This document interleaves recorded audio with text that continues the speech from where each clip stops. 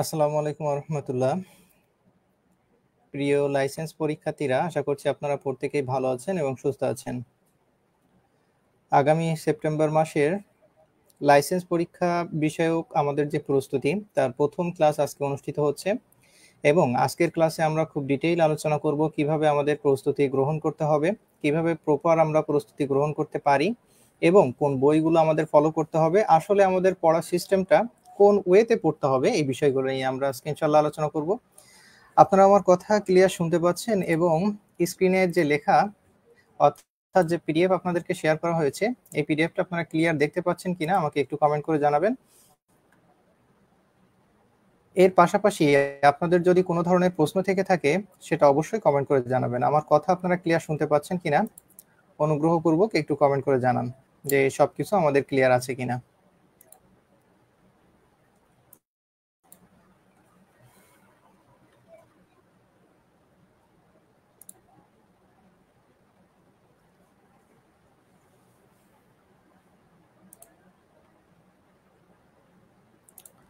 আমার কথা আপনারা ক্লিয়ার শুনতে পাচ্ছেন কিনা আমাকে একটু কমেন্ট করে জানাবেন যে সবকিছু ঠিক আছে কিনা। আমরা এখনই শুরু করবো ইনশাল্লাহ। কথা ক্লিয়ার আছে শাকিলা জাহান, থ্যাংক ইউ।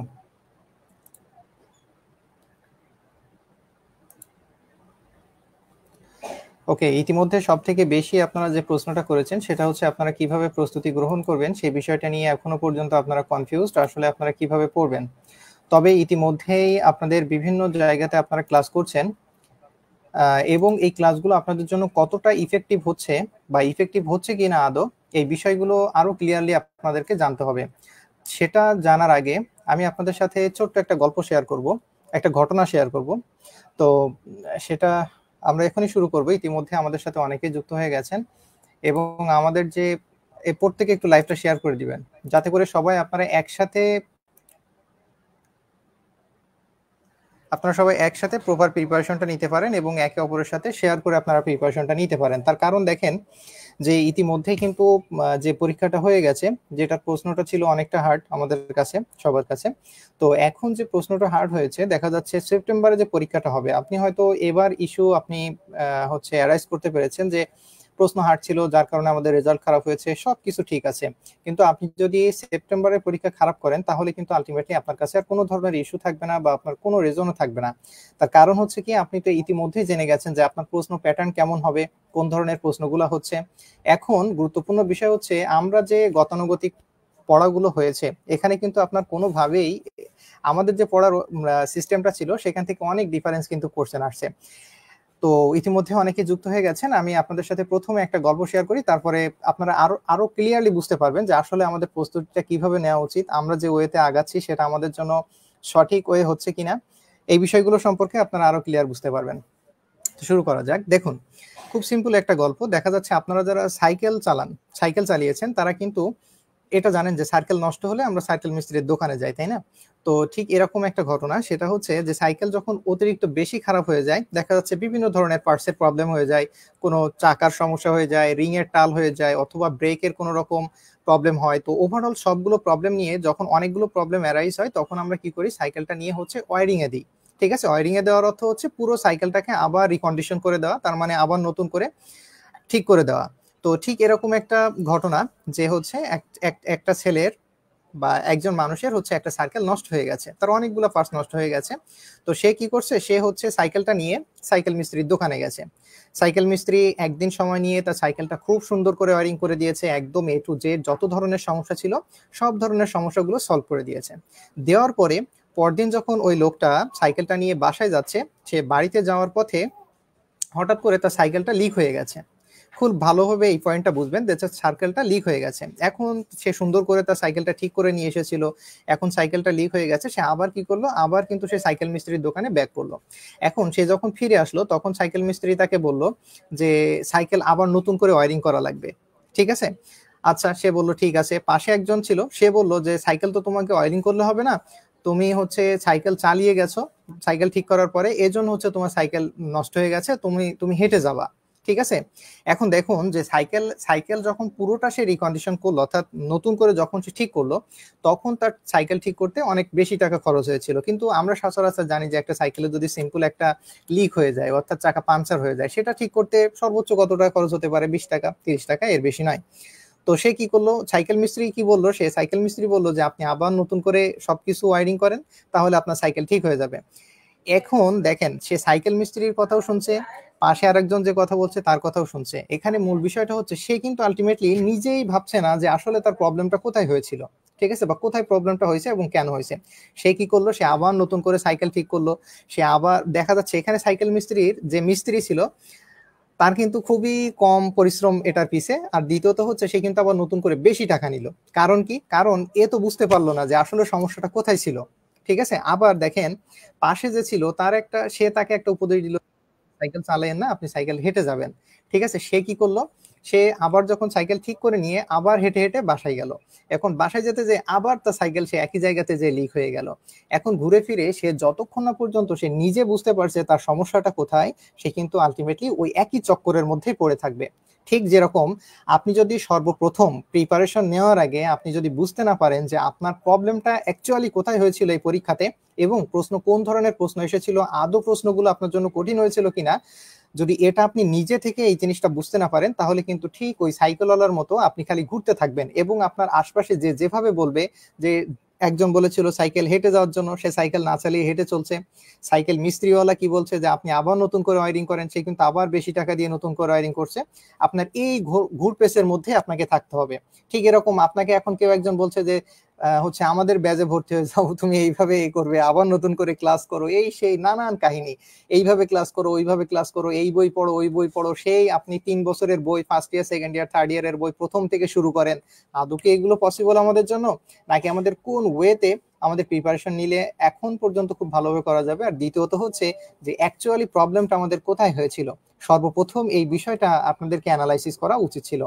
তো আমি আশা করছি গল্পটা আপনারা বুঝতে পেরেছেন। এখন দেখেন এই গল্পের সাথে আপনার এইবারের পরীক্ষার কতটা কতটা রিলেটেড সেটা একটু দেখা যাক।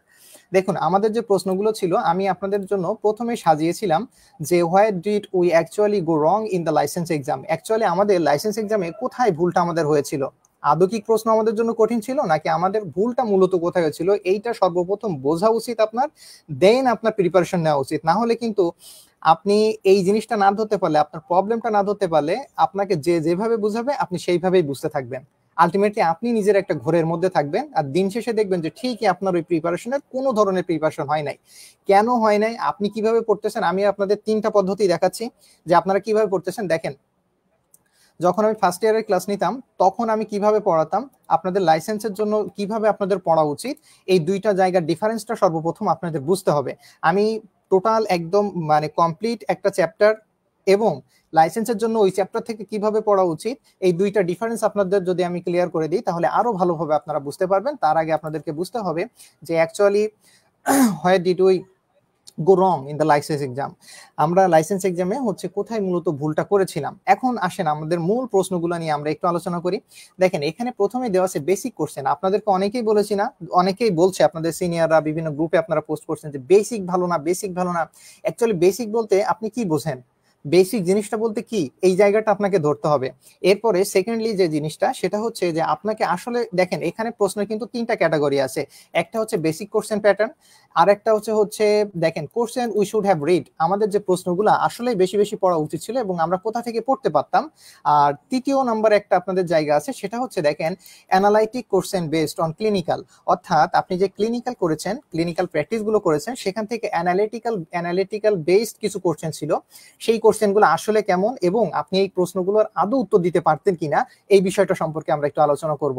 আর এখানে সব থেকে গুরুত্বপূর্ণ যে জিনিসটা সেটা হচ্ছে পরীক্ষার ক্ষেত্রে সব থেকে বেশি স্টুডেন্টরা যে প্রবলেমটা ফিল করেছিলেন সেটা হচ্ছে যে প্রশ্ন দেখেই সবাই ঘাবড়িয়ে যাওয়া, যে আসলে এই ধরনের প্রশ্ন দেখা যাচ্ছে প্রথম 2-1টা প্রশ্ন খুবই কমন। বিশেষ করে আমি যদি শর্ট কোশ্চেনের মধ্যে যাই, আমি একটু শর্ট কোশ্চেনের মধ্যে আসি তাহলে আরো এই জিনিসটা আপনাদের ক্লিয়ার করতে পারবো।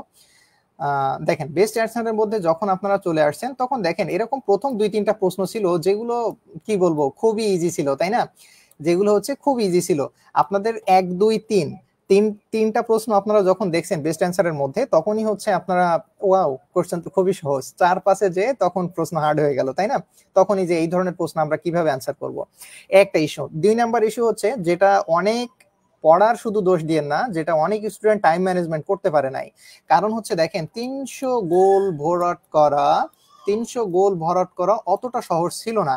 এখন আপনি এই জায়গাটা, এই ক্রিটিক্যাল ওয়েটা আপনি কিভাবে হচ্ছে কমপ্লিট করতে পারতেন, এবং এটা আপনি কোন টেকনিক ফলো করলে এটা আপনার ক্লিয়ার হয়ে যেত, এবং আপনার কোনো দিক থেকে টাইম ম্যানেজমেন্ট প্রবলেম হতো না, এবং আপনি খুব সহজেই কিন্তু অ্যান্সার গুলো করতে পারতেন। তো এই বিষয়গুলো নিয়ে প্রথমে আপনাকে জানতে হবে যে আসলে আমাদের সমস্যাটা কোথায় ছিল। চলুন আমরা একটু প্রথমে কয়েকটা প্রশ্নের একটু অ্যানালাইসিস করে দেখি এবং আলোচনা করে দেখি আসলে বেসিক কোশ্চেন কি আদৌ ছিল নাকি ছিল না। দেখেন এই যে একটা প্রশ্ন, আমি কিন্তু প্রশ্ন ওই সিরিয়াল ওয়াইজ সাজাইনি, যেভাবে আপনাদের পরীক্ষাতে প্রশ্নগুলো ছিল ওইভাবে সাজানো হয়নি। প্রশ্নগুলো আমি আমার মতো করে সাজিয়েছি, যে আসলে 3টা ক্যাটাগরিতে, একটা হচ্ছে বেসিক কোশ্চেন প্যাটার্ন, একটা হচ্ছে question that we should have read, আর আরেকটা হচ্ছে অ্যানালিটিক্যাল বেসড কোশ্চেন, তার মানে ক্লিনিক্যাল বেসড অন হচ্ছে ক্লিনিক্যাল প্র্যাকটিস। তো এখানে প্রথমে বেসিক কোশ্চেনগুলো বলতে কোনগুলো বোঝাচ্ছে দেখেন, বোন of upper Lim. Upper Lim অর্থাৎ আমরা জানি আপার লিম লোয়ার লিম, এই বোনগুলো সম্পর্কে কে না জানে। আপার লিম বলতে আপনি শুধু এটুকুই তো বোঝেন যে আপার সাইড মানে কি, উপরের। দেখেন উপরের যে অংশের যে বোনগুলা, তাহলে এখানে দেখেন রেডিয়াস কোথায় থাকে, আমরা জানি যে হচ্ছে এই যে রেডিয়াল না, তাই না? দেখেন এরপরে হচ্ছে আমাদের আর কি ছিল, এরপর দেখেন স্ক্যাপুলা ছিল, এটাও উপরের অংশের। এরপরে দেখেন যে আমাদের আর একটা ছিল হচ্ছে টার্সাল। আচ্ছা টার্সাল মেটাটার্সাল এগুলো কোথায়, ডেফিনেটলি এগুলো পায়ে, তাই না? আর কার্পাল মেটাকার্পাল, এই যে কার্পাল হচ্ছে আমাদের হাতে, তাহলে দেখেন এটা কিন্তু নিচের অংশ ছিল, তাহলে এটা হচ্ছে কাট। এটা আপনি খুব সহজেই জানেন এগুলা, এই প্রশ্নটার উত্তর। এরপরে দেখেন টিবিয়া, তাহলে দেখেন এই টিবিয়াটাও হচ্ছে কি আমাদের পায়ে ছিল, তাই না? এরপরে দেখেন হিউমেরাস কোথায়, আমাদের বাহুতে। তাহলে এখানে খুব সিম্পলি দেখেন আপনি এ, বি এবং ই, যা আপনার সঠিক উত্তর ছিল। এবং এই প্রশ্নটা পারেন না, অনেস্টলি বলেন তো যে এই প্রশ্নটা পারেন না এমন কয়জন আছেন আপনারা? এই প্রশ্নটা আপনারা পারেন, প্রত্যেকে এই প্রশ্নের উত্তর পারেন। ঠিক আমি যদি আরো একটা প্রশ্নতে চলে যাই, দেখেন 3 নাম্বার যে কোশ্চেনটা ছিল, এটা 2 নাম্বার হবে আমার, একটু এখানে হচ্ছে 1-এর পর 3 চলে আসছে, এটা কোনো প্রবলেম না, যাই হোক। দেখেন এরপরের যে প্রশ্নটা ছিল, the name of the muscular layer of the হার্টের মাসকুলার লেয়ার গুলা কি? ঠিক আছে, যে মাসেল লেয়ার গুলো আছে সেগুলোকে আমরা জানি, সেটা হচ্ছে এটা প্রত্যেকেই জানে, মায়োকার্ডিয়াম, এন্ডোকার্ডিয়াম, আর একটা হচ্ছে কি পেরিকার্ডিয়াম, তাই না? এখন দেখেন ডার্মিস কথাটা যখন আসে, সেটা ডেফিনেটলি স্কিনের কোনো একটা অংশ, ডার্মিসের কথা চলে যায়। তারপরে দেখেন এই যে এখানে আসছে এপিডার্মিস, তারপর ডার্মিস, এগুলো তো হচ্ছেই না কোনোভাবেই। আরেকটা দেখেন এখানে হচ্ছে মায়োমেট্রিয়াম। দেখেন মায়োমেট্রিয়ামটা এটা কিসের, এটা হচ্ছে আমরা জানি যে এটা হচ্ছে ইউট্রেইনের যে মাসেল, মানে মিডিল মাসেল একটা পর্যায়ে থাকে, সেই জায়গার একটা পর্দা থাকে। যাই হোক এটা আমাদের আলোচনাত্মক বিষয় না। তো আমরা এটা খুব কমনলি জানতাম যেটা হচ্ছে এন্ডোকার্ডিয়াম, পেরিকার্ডিয়াম। তাহলে দেখেন এটাও কিন্তু একটা বেসিক কোশ্চেন ছিল। এরপরে দেখেন নন প্রবাবিলিটি স্যাম্পলিং। আর নন প্রবাবিলিটি স্যাম্পলিং গুলা কি কি, স্যাম্পলিংটা যারা ভালোভাবে পড়ছেন বিশেষ করে তাদের কিন্তু এটাও খুব একটা প্রবলেম হওয়ার কথা ছিল না। তারপরেও যদি আপনার মনে হয় যে না এই প্রশ্নটা আমার পড়া না বা ছিল না, ঠিক আছে আমি এটা বাদই দিলাম। এরপরে দেখেন যে most common causes of nutritional anaemia. Nutritional anaemia গুলো কিসের জন্য হয়, এটা তো পারেন না এমন কোনো স্টুডেন্ট খুবই কম, একদম খুবই কম বললেই চলবে। দেখেন যেটা হচ্ছে ফলিক অ্যাসিড, ডেফিনেটলি ফলিক অ্যাসিডের জন্য হচ্ছে এনিমিয়া হতে পারে। এবং আমরা জানি যে যখন রক্তশূন্যতা দেখা দেয় তখন হচ্ছে কি হয়, বিশেষ করে আপনারা জানেন যে গর্ভবতী মায়েদের কিন্তু ফলিক অ্যাসিড খাওয়ানো হয়। এরপরে দেখেন যে ভিটামিন বি 12, হ্যাঁ এটা সঠিক অ্যান্সার। কারণ দেখেন যদি ভিটামিন বি 12 এটার ডেফিসিয়েন্সি হয়, অর্থাৎ এটার পরিমাণ কমে যায়, সেই ক্ষেত্রেও কিন্তু এনিমিয়া রাইজ হতে পারে। এরপরে দেখেন আরো একটা খুব কমন জিনিস আমরা জানি যে আয়রন তো একদম এটা প্রত্যেকেই জানে যে আয়রনের কারণে, আয়রনের কমতির জন্য হচ্ছে এনিমিয়া হয়ে থাকে। এরপর দেখেন আয়োডিন তো এটার সাথে সম্পর্কিত না, ভিটামিন সি তো এটার সাথে সম্পৃক্ত না। তাহলে দেখেন এই প্রশ্নগুলা আপনার কিন্তু আসলেই বেসিক। আমি যদি আরো কয়েকটা প্রশ্ন একটু আপনাকে দেখাই, দেখেন এই যে পার্ট অফ কোশ্চেনিয়ার, এটাও কিন্তু কমন প্রশ্ন ছিল। এরপর দেখেন সাইন অফ এক্ল্যাম্পসিয়া কিসের জন্য হতে পারে, এটাও ছিল। এরপর দেখেন হচ্ছে কভার্ড বিহেভিয়ার, এটাও না হতে পারে। যাই হোক এখান থেকে দেখেন খুব বেসিক কিছু আমাদের এখান থেকে প্রশ্ন ছিল। এখন মূলত সমস্যাটা কোথায় হয়েছিল, এরপরে এই যে ভার্ব, সিমুলার ভার্ব, এগুলো থেকে আমি সবগুলো প্রশ্ন নিয়ে কিন্তু আলোচনা করছি না, আসলে কিভাবে আমাদের পড়া উচিত ছিল সেই বিষয়টা নিয়ে আমি মূলত আলোচনা করতে যাচ্ছি। এরপর দেখেন major causes of neonatal death. এখন দেখেন নিউনেটাল ডেথ গুলো কিসের জন্য হইতে পারে, এখানে দেখেন বার্থ ইনজুরি যখন হয় তখন কিন্তু নিউনেটাল ডেথ হতে পারে, নিউনেটাল জন্ডিসের জন্য কিন্তু এটা খুব কমন, জন্ডিসের জন্য হতে পারে, আবার দেখেন বার্থ অ্যাসফিক্সিয়া এটার জন্য কিন্তু হতে পারে। ঠিক আছে, তাহলে এইগুলো হচ্ছে কি ছিল, একদম মানে মূল বিষয়বস্তু ছিল আমাদের প্রশ্ন, যেগুলো মানে একদম বেসিক কোশ্চেন ছিল। এরপরে দেখেন মূল বিষয়টা হচ্ছে যে এখানে মূল বিষয় যেটা আমি বলতে চাচ্ছি সেটা হচ্ছে দেখেন অনেক স্টুডেন্ট যে প্রশ্নগুলোর উত্তর পারতো শুধুমাত্র বুঝতে পারেনি প্রশ্ন এজন্য। কারণ আমি এখান থেকে আরো কয়েকটা প্রশ্ন যদি আপনাদেরকে একটু দেখাই, একটা প্রশ্ন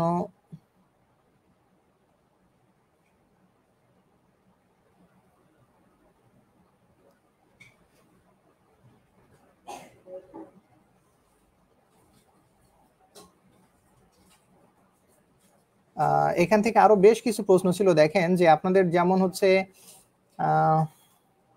ক্লিনিক্যাল অ্যানালিটিক কোশ্চেনের মধ্যে, দেখেন অ্যানালিটিক কোশ্চেনের মধ্যে যেগুলো ছিল সেটা হচ্ছে এই একটা প্রশ্ন দেখেন যে এখানে ছিল দ্য নার্স, মানে যেগুলো থেকে আপনাদের প্রশ্ন বেশি আপনারা মনে করছেন, হ্যাঁ বেস্ট অ্যান্সার বেশি খারাপ হয়েছে কেন সেখানেও যাচ্ছে, আমি আগে জাস্ট কয়েকটা প্রশ্ন একটু দেখিয়ে যাচ্ছি। আর এই যে আপনাদের ট্রু ফলস গুলো, এই ট্রু ফলস গুলো কিন্তু আসলে মূলত কোনো সমস্যাই না, আপনি যদি আন্দাজেও থাকেন এই ট্রু ফলস কিন্তু 50-50 হওয়ার চান্সেস থাকে, তাই না?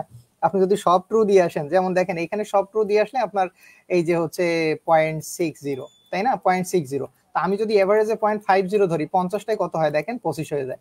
তাহলে এটা কিন্তু খুব কমন এই জায়গাটা ধরা। তারপরও না, আমি কেন কিসের জন্য বলছি যে এগুলো আপনি পারতেন, তাহলে ভুলটা কোথায় হয়েছিল, এই জায়গাটা হচ্ছে মূল। দেখেন এখানে বলছে the nurse caring for a patient who begins to experience seizure activity মানে যার হচ্ছে কি হয়, খিঁচুনি হয়, যে এমন একটা পেশেন্টের একজন নার্স কেয়ারিং করছে যার হচ্ছে কি হয়, খিঁচুনি হয়, while in bed, যখন হচ্ছে সে বেডে থাকে এই অবস্থাতে তার খিঁচুনি হতে পারে। which action would the nurse take, কোন অ্যাকশন, অর্থাৎ কোন অ্যাকশনটা নার্স এখানে নিবে।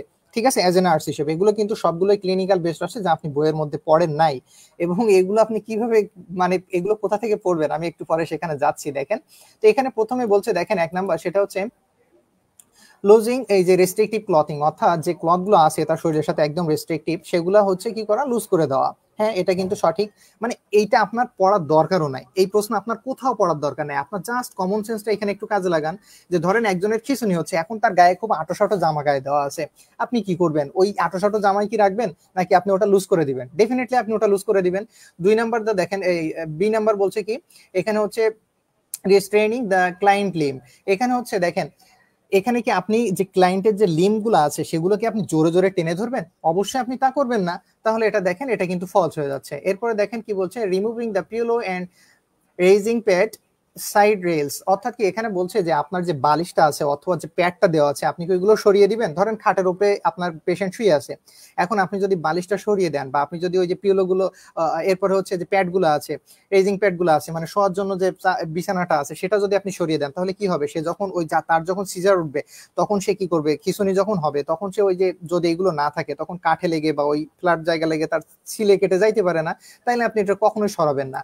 ঠিক আছে, তাহলে এটাও হচ্ছে ফলস। এরপর ডিতে দেখেন কি বলছে, positioning the client to the side if possible with the head flax forward, তার মানে দেখেন যে যদি সম্ভব হয় তাহলে আপনি তাকে পজিশনটা ক্লিয়ার করে দেন। ঠিক আছে, তাকে সাইড পজিশন করে দেন, তার হেডটা একটু এইভাবে সামনের দিকে ঝুঁকিয়ে দেন যাতে করে সে বেশি উল্টা পাল্টা না যায়। ঠিক আছে, এটা কিন্তু তাহলে সত্য। এরপরে দেখেন কি বলছে, এই যে keeping the curtain around the client and the room door open, দেখেন এখানে যে কথাটা বলা হচ্ছে, so that when help arrives they quickly enter to assist, অর্থাৎ ডোরটা হচ্ছে খুলে রাখার জন্য বলা হচ্ছে এবং যখন প্রয়োজন হবে তখন যেন নার্স সরাসরি যেয়ে তার হচ্ছে সাহায্য করতে পারে। এটা অবশ্যই সঠিক। তাহলে এখানে দেখেন এই যে প্রশ্নগুলো এগুলো কিন্তু পারতেন, আপনারা প্রত্যেকেই পারতেন। তাহলে মূলত সমস্যাটা হয়েছিল কোথায়, একদম ফার্স্ট প্রবলেম যেটা হয়েছে সেটা হচ্ছে প্রশ্ন বুঝতে না পারা।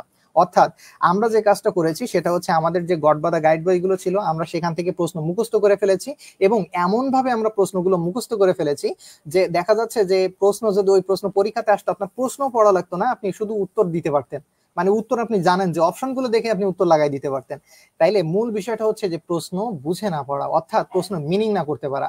আপনি এটা বিশ্বাস করেন বা নাই করেন, আমি যদি এরকম অনেকগুলো প্রশ্ন এখান থেকে দেখাই, শুধুমাত্র এখান থেকে না, আমি যদি হচ্ছে আরো আপনাদের বেস্ট আনসারের মধ্যে যাচ্ছি যেখানে আপনাদের মূলত ভুলগুলো হয়েছে এবং বেস্ট আনসার গুলো খুব সহজে আপনি পড়তে পারবেন, বেস্ট আনসার নিয়ে আপনার কোনো প্রেশার নিয়ে নিতে হবে না। মূলত বেস্ট আনসার গুলো কোথা থেকে হয়েছিল আমি সেখানেও যাচ্ছি। যাই হোক, তো এখানে দেখেন প্রশ্নগুলো কিন্তু এগুলো সবই হচ্ছে অ্যানালিটিক্যাল কোশ্চেন আসছে এবং এগুলো খুবই মানে এই প্রশ্নগুলো আপনি খুব সহজেই পারবেন যদি আপনি এগুলো হচ্ছে ঠিকঠাক ভাবে পড়া থাকে আপনার, এবং আপনি যদি প্রশ্ন মেইনলি হচ্ছে যদি আপনি প্রশ্নগুলো বুঝতে পারেন যে আসলে প্রশ্ন কি চাইছে, এইটুকু যদি আপনি বুঝতে পারেন তাহলে কিন্তু এগুলো খুব সহজে, যেমন দেখেন a patient who has diarrhoea for a past 4 days. When assessing the patient, a nurse can get the following finding. সে কি কি পাবে দেখেন তো, যদি একজনের 4 দিন ধরে হচ্ছে ডায়রিয়া হয়ে থাকে তাহলে তার কি হবে? ডায়রিয়া পেশেন্ট, আপনারা ইমার্জেন্সি ওয়ার্ডে ডেফিনেটলি আপনারা যখন হচ্ছে ইয়াতে ইন্টারনেটে ছিলেন তখন অবশ্যই ডায়রিয়া পেশেন্ট পান না ইমার্জেন্সিতে, এরকম আমার মনে হয় না কেউ আছেন। তো এইখানে কি হইতো, সে দেখাচ্ছে অটোমেটিক তার হচ্ছে ইলেকট্রোলাইট ইমব্যালেন্স হতো, মানে তার তো শরীর শেষ একবারে, সে কি হচ্ছে একদম হাঁটতে পারতেছে না, নেতায় পড়ে যাচ্ছে, তার মানে কি দেখেন ডেফিনেটলি তার হাইপোটেনশন, এখানে কিন্তু হাইপার না হাইপোটেনশন হয়ে যাবে অবশ্যই। এরপরে দেখেন কি বলছে, ব্র্যাডিকার্ডিয়া তো হবে না, যদি হাইপার হতো তাহলে না ব্র্যাডিকার্ডিয়ার একটা ব্যাপার ছিল। উইকনেস, ডেফিনেটলি সে তো উইকনেস, একদম হাঁটতে পারতো না, এরকম একটা বিষয় ছিল। পেরিফেরাল ইডেমা, দেখেন ইডেমা মতো কি সেটা ফুলে যাবে, এই ধরনের কোনো সমস্যা তার ছিল না। এখানে দেখেন সে তো আরো হচ্ছে চিকন হয়ে একদম, তার যেন মনে হচ্ছে 10 দিন কিছুই খায় না এরকম, তাই না? এরপর দেখেন পোর স্কিন টর্চার, এখানে হচ্ছে কি হয়, তার স্কিনটা একদম পোর স্কিনের মতো হয়ে যায়, একদম শুকিয়ে শুকিয়ে আসে, একটা অন্যরকম হয়ে যায়। হ্যাঁ, এটা কিন্তু সঠিক। তাহলে দেখেন মূল বিষয় যেটা হচ্ছে একদম সর্বপ্রথম সেটা হচ্ছে আপনার প্রশ্ন বুঝতে না পারা, এবং এই যে প্রশ্নগুলোর মিনিং না করতে পারা, এটা আপনি স্বীকার করেন বা নাই করেন, এটাই হচ্ছে ফার্স্ট প্রবলেম। কারণ দেখেন এই প্রশ্নগুলোর উত্তর পারেন না এরকম স্টুডেন্ট খুবই কম ছিলেন, যে এই প্রশ্নগুলোর উত্তর আপনি পারেন না এরকম স্টুডেন্ট, আমি জাস্ট কয়েকটা প্রশ্ন একটু দেখিয়ে যাচ্ছি, এটা কিন্তু ম্যাক্সিমাম স্টুডেন্টই পারতেন এগুলা। এগুলো কিন্তু কোনো ধরনের আহামরি যে প্রশ্নগুলো খুবই কঠিন আসছে বা আমি এগুলো জানি না, বিষয়টা এরকম না। মোটামুটি যারা একটু ভালোভাবে আপনারা ক্লিনিক্যালের মধ্যে ছিলেন তারা কিন্তু এই ধরনের সমস্যাগুলো তাদের কোনোভাবেই হয়নি। ঠিক আছে, আচ্ছা। এরপরে এইখানে একটু চলে আসেন, দেখেন এইবার বেস্ট অ্যান্সারের মধ্যে মূলত আপনাদের সমস্যাটা কোথায় হয়েছে। প্রথমত প্রশ্নগুলো আমরা পড়ছি কিরকম প্রশ্ন আমি একটু দেখাই, যেরকম 3 নম্বর প্রশ্ন, the largest gland in the body, এটা পড়তে গিয়ে পারবে যেটা হচ্ছে লিভার, তাই না? তো এটা এই ধরনের প্রশ্নগুলো কি করছে আমরা পড়ে গেছি, এখন প্রশ্ন আসছে একটু অ্যানালাইটিক্যাল টাইপ, আসলে কি অ্যানালাইটিক্যাল যেটা সেটা আমি পারতাম কিনা। যেমন দেখেন a child is to receive a blood transfusion, যখন একজনকে আপনি ব্লাড দিচ্ছেন, what should the nurse do first if an allergic reaction to the blood occurs? যদি এখানে দেখেন সর্বপ্রথম যে প্রবলেমটা হয়েছে, আপনি প্রশ্ন হয়তো বুঝতেই পারেন নাই সর্বপ্রথম, নাই এটা কিন্তু সবার জন্য না, হয়তো অনেকে বলতে পারেন যে হ্যাঁ, এইটাই হচ্ছে মূল কথা, যে একটা প্রশ্ন করেন, আপনাদের সমস্যাগুলো বলেন, সেগুলো নিয়ে আমরা আলোচনা করবো আজকে, তারপরে আমি দেখাচ্ছি আপনি কিভাবে পড়তে পারতেন। একটা প্রশ্ন যদি এত বড় হয়, একটা প্রশ্ন যদি আপনি একবার যতই বড় হোক, আমি ধরলাম যে এই প্রশ্নটা এত বড় একটা প্রশ্ন, এইরকম বড় ধরে একটা পুরো প্যারাগ্রাফ দিয়ে দিছে, আমি মানলাম আপনি কি প্রশ্নটা পড়েই তো বুঝতে পারেন নাই। সমস্যাটা তো প্রথম সমস্যা হয়েছে এই জায়গায়। হ্যাঁ, সময় লাগবে। দেখেন একটা প্রশ্ন আপনার কতক্ষণ পড়তে সময় লাগছে, এই প্রশ্নটার কথা আমি বলি, এটা এটা এটা আপনি পড়েন নাই বইয়ের মধ্যে আলাদাভাবে স্পেসিফিক্যালি, এই ধরনের প্রশ্নগুলো ধরেন আমি পড়ি নাই। এখন আমার এই প্রশ্নটা বুঝতে কতক্ষণ লাগার কথা, দেখেন তো, a child to receive blood transfusion, আমি তো এটুকুই বুঝতে পারছি যে একটা, হ্যাঁ আপনি মনোযোগ সহকারে প্রশ্নটা একবার পড়েন, এ চাইল্ড টু রিসিভ, যখন সে রিসিভ করছে ব্লাড ট্রান্সফিউশন, ব্লাড নিচ্ছে, হোয়াট শুড দ্য নার্সের কি করা উচিত, ডু ফার্স্ট একদম প্রথমে, ইফ অ্যান অ্যালার্জিক রিয়াকশন, যদি তার অ্যালার্জিক রিয়াকশন হয়ে থাকে, টু দ্য ব্লাড ওভার্স, যখন সে হচ্ছে ব্লাড নিচ্ছিল বা ব্লাড নেওয়ার সময়, যদি এই ঘটনার মধ্যে তার প্রথম কি করা উচিত ছিল। দেখেন যদি এই ধরনের কোনো অকার্স হয়ে থাকে, এই ধরনের কোনো ঘটনা ঘটে থাকে, অ্যালার্জিক রিয়াকশনের কোনো ঘটনা ঘটে থাকে, তাহলে তার প্রথম কি করা উচিত ছিল। দেখেন তো এই প্রশ্নটা বুঝলে আপনার কতক্ষণ পড়তে সময় লাগবে, আর দ্বিতীয়ত হচ্ছে এর অ্যান্সারটা আপনার খুঁজতে কতক্ষণ সময় লাগবে, মোটেও সময় লাগবে না। মূলত দেখেন হয়তো সবার ক্ষেত্রে এটা না, তবে ম্যাক্সিমাম স্টুডেন্টের যে প্রবলেমটা হয়েছে সেটা হচ্ছে তারা প্রশ্নই বুঝতে পারেনি, মানে প্রশ্নটা কি চাইছে, একটু বড় ধরনের 2-3 লাইনের প্রশ্ন পাইছে, পাওয়ার পরে যে সমস্যাটা হয়েছে যে প্রশ্নের মধ্যে আসলে কি বলছে, অথচ এই উত্তর প্রত্যেকের জানা। আপনার আপনার ক্লাসের বা আপনার ব্যাচমেট, আপনি প্রত্যেকের কাছে শোনেন যদি অ্যালার্জিক রিয়াকশন হয় একজন নার্সের প্রথমে কি করা উচিত। এইবার দেখেন প্রশ্নের অপশনগুলো বোঝা যায়নি ঠিকঠাক ভাবে, দেখেন এখানে কি বলছে, স্টপ দ্য ট্রান্সফিউশন, প্রথমে হচ্ছে কি করা উচিত যে তার ট্রান্সফিউশনটা বন্ধ করে দেওয়া, অথবা স্লো রেট অফ ফ্লো, আপনি কি স্লো রেটে, এখনো কি স্লো রেটে দিবেন, আমরা জানি তো ব্লাড আমরা স্লো রেটেই দিই। এরপর দেখেন অ্যাডমিনিস্টার দা অ্যানেস্থেটিক,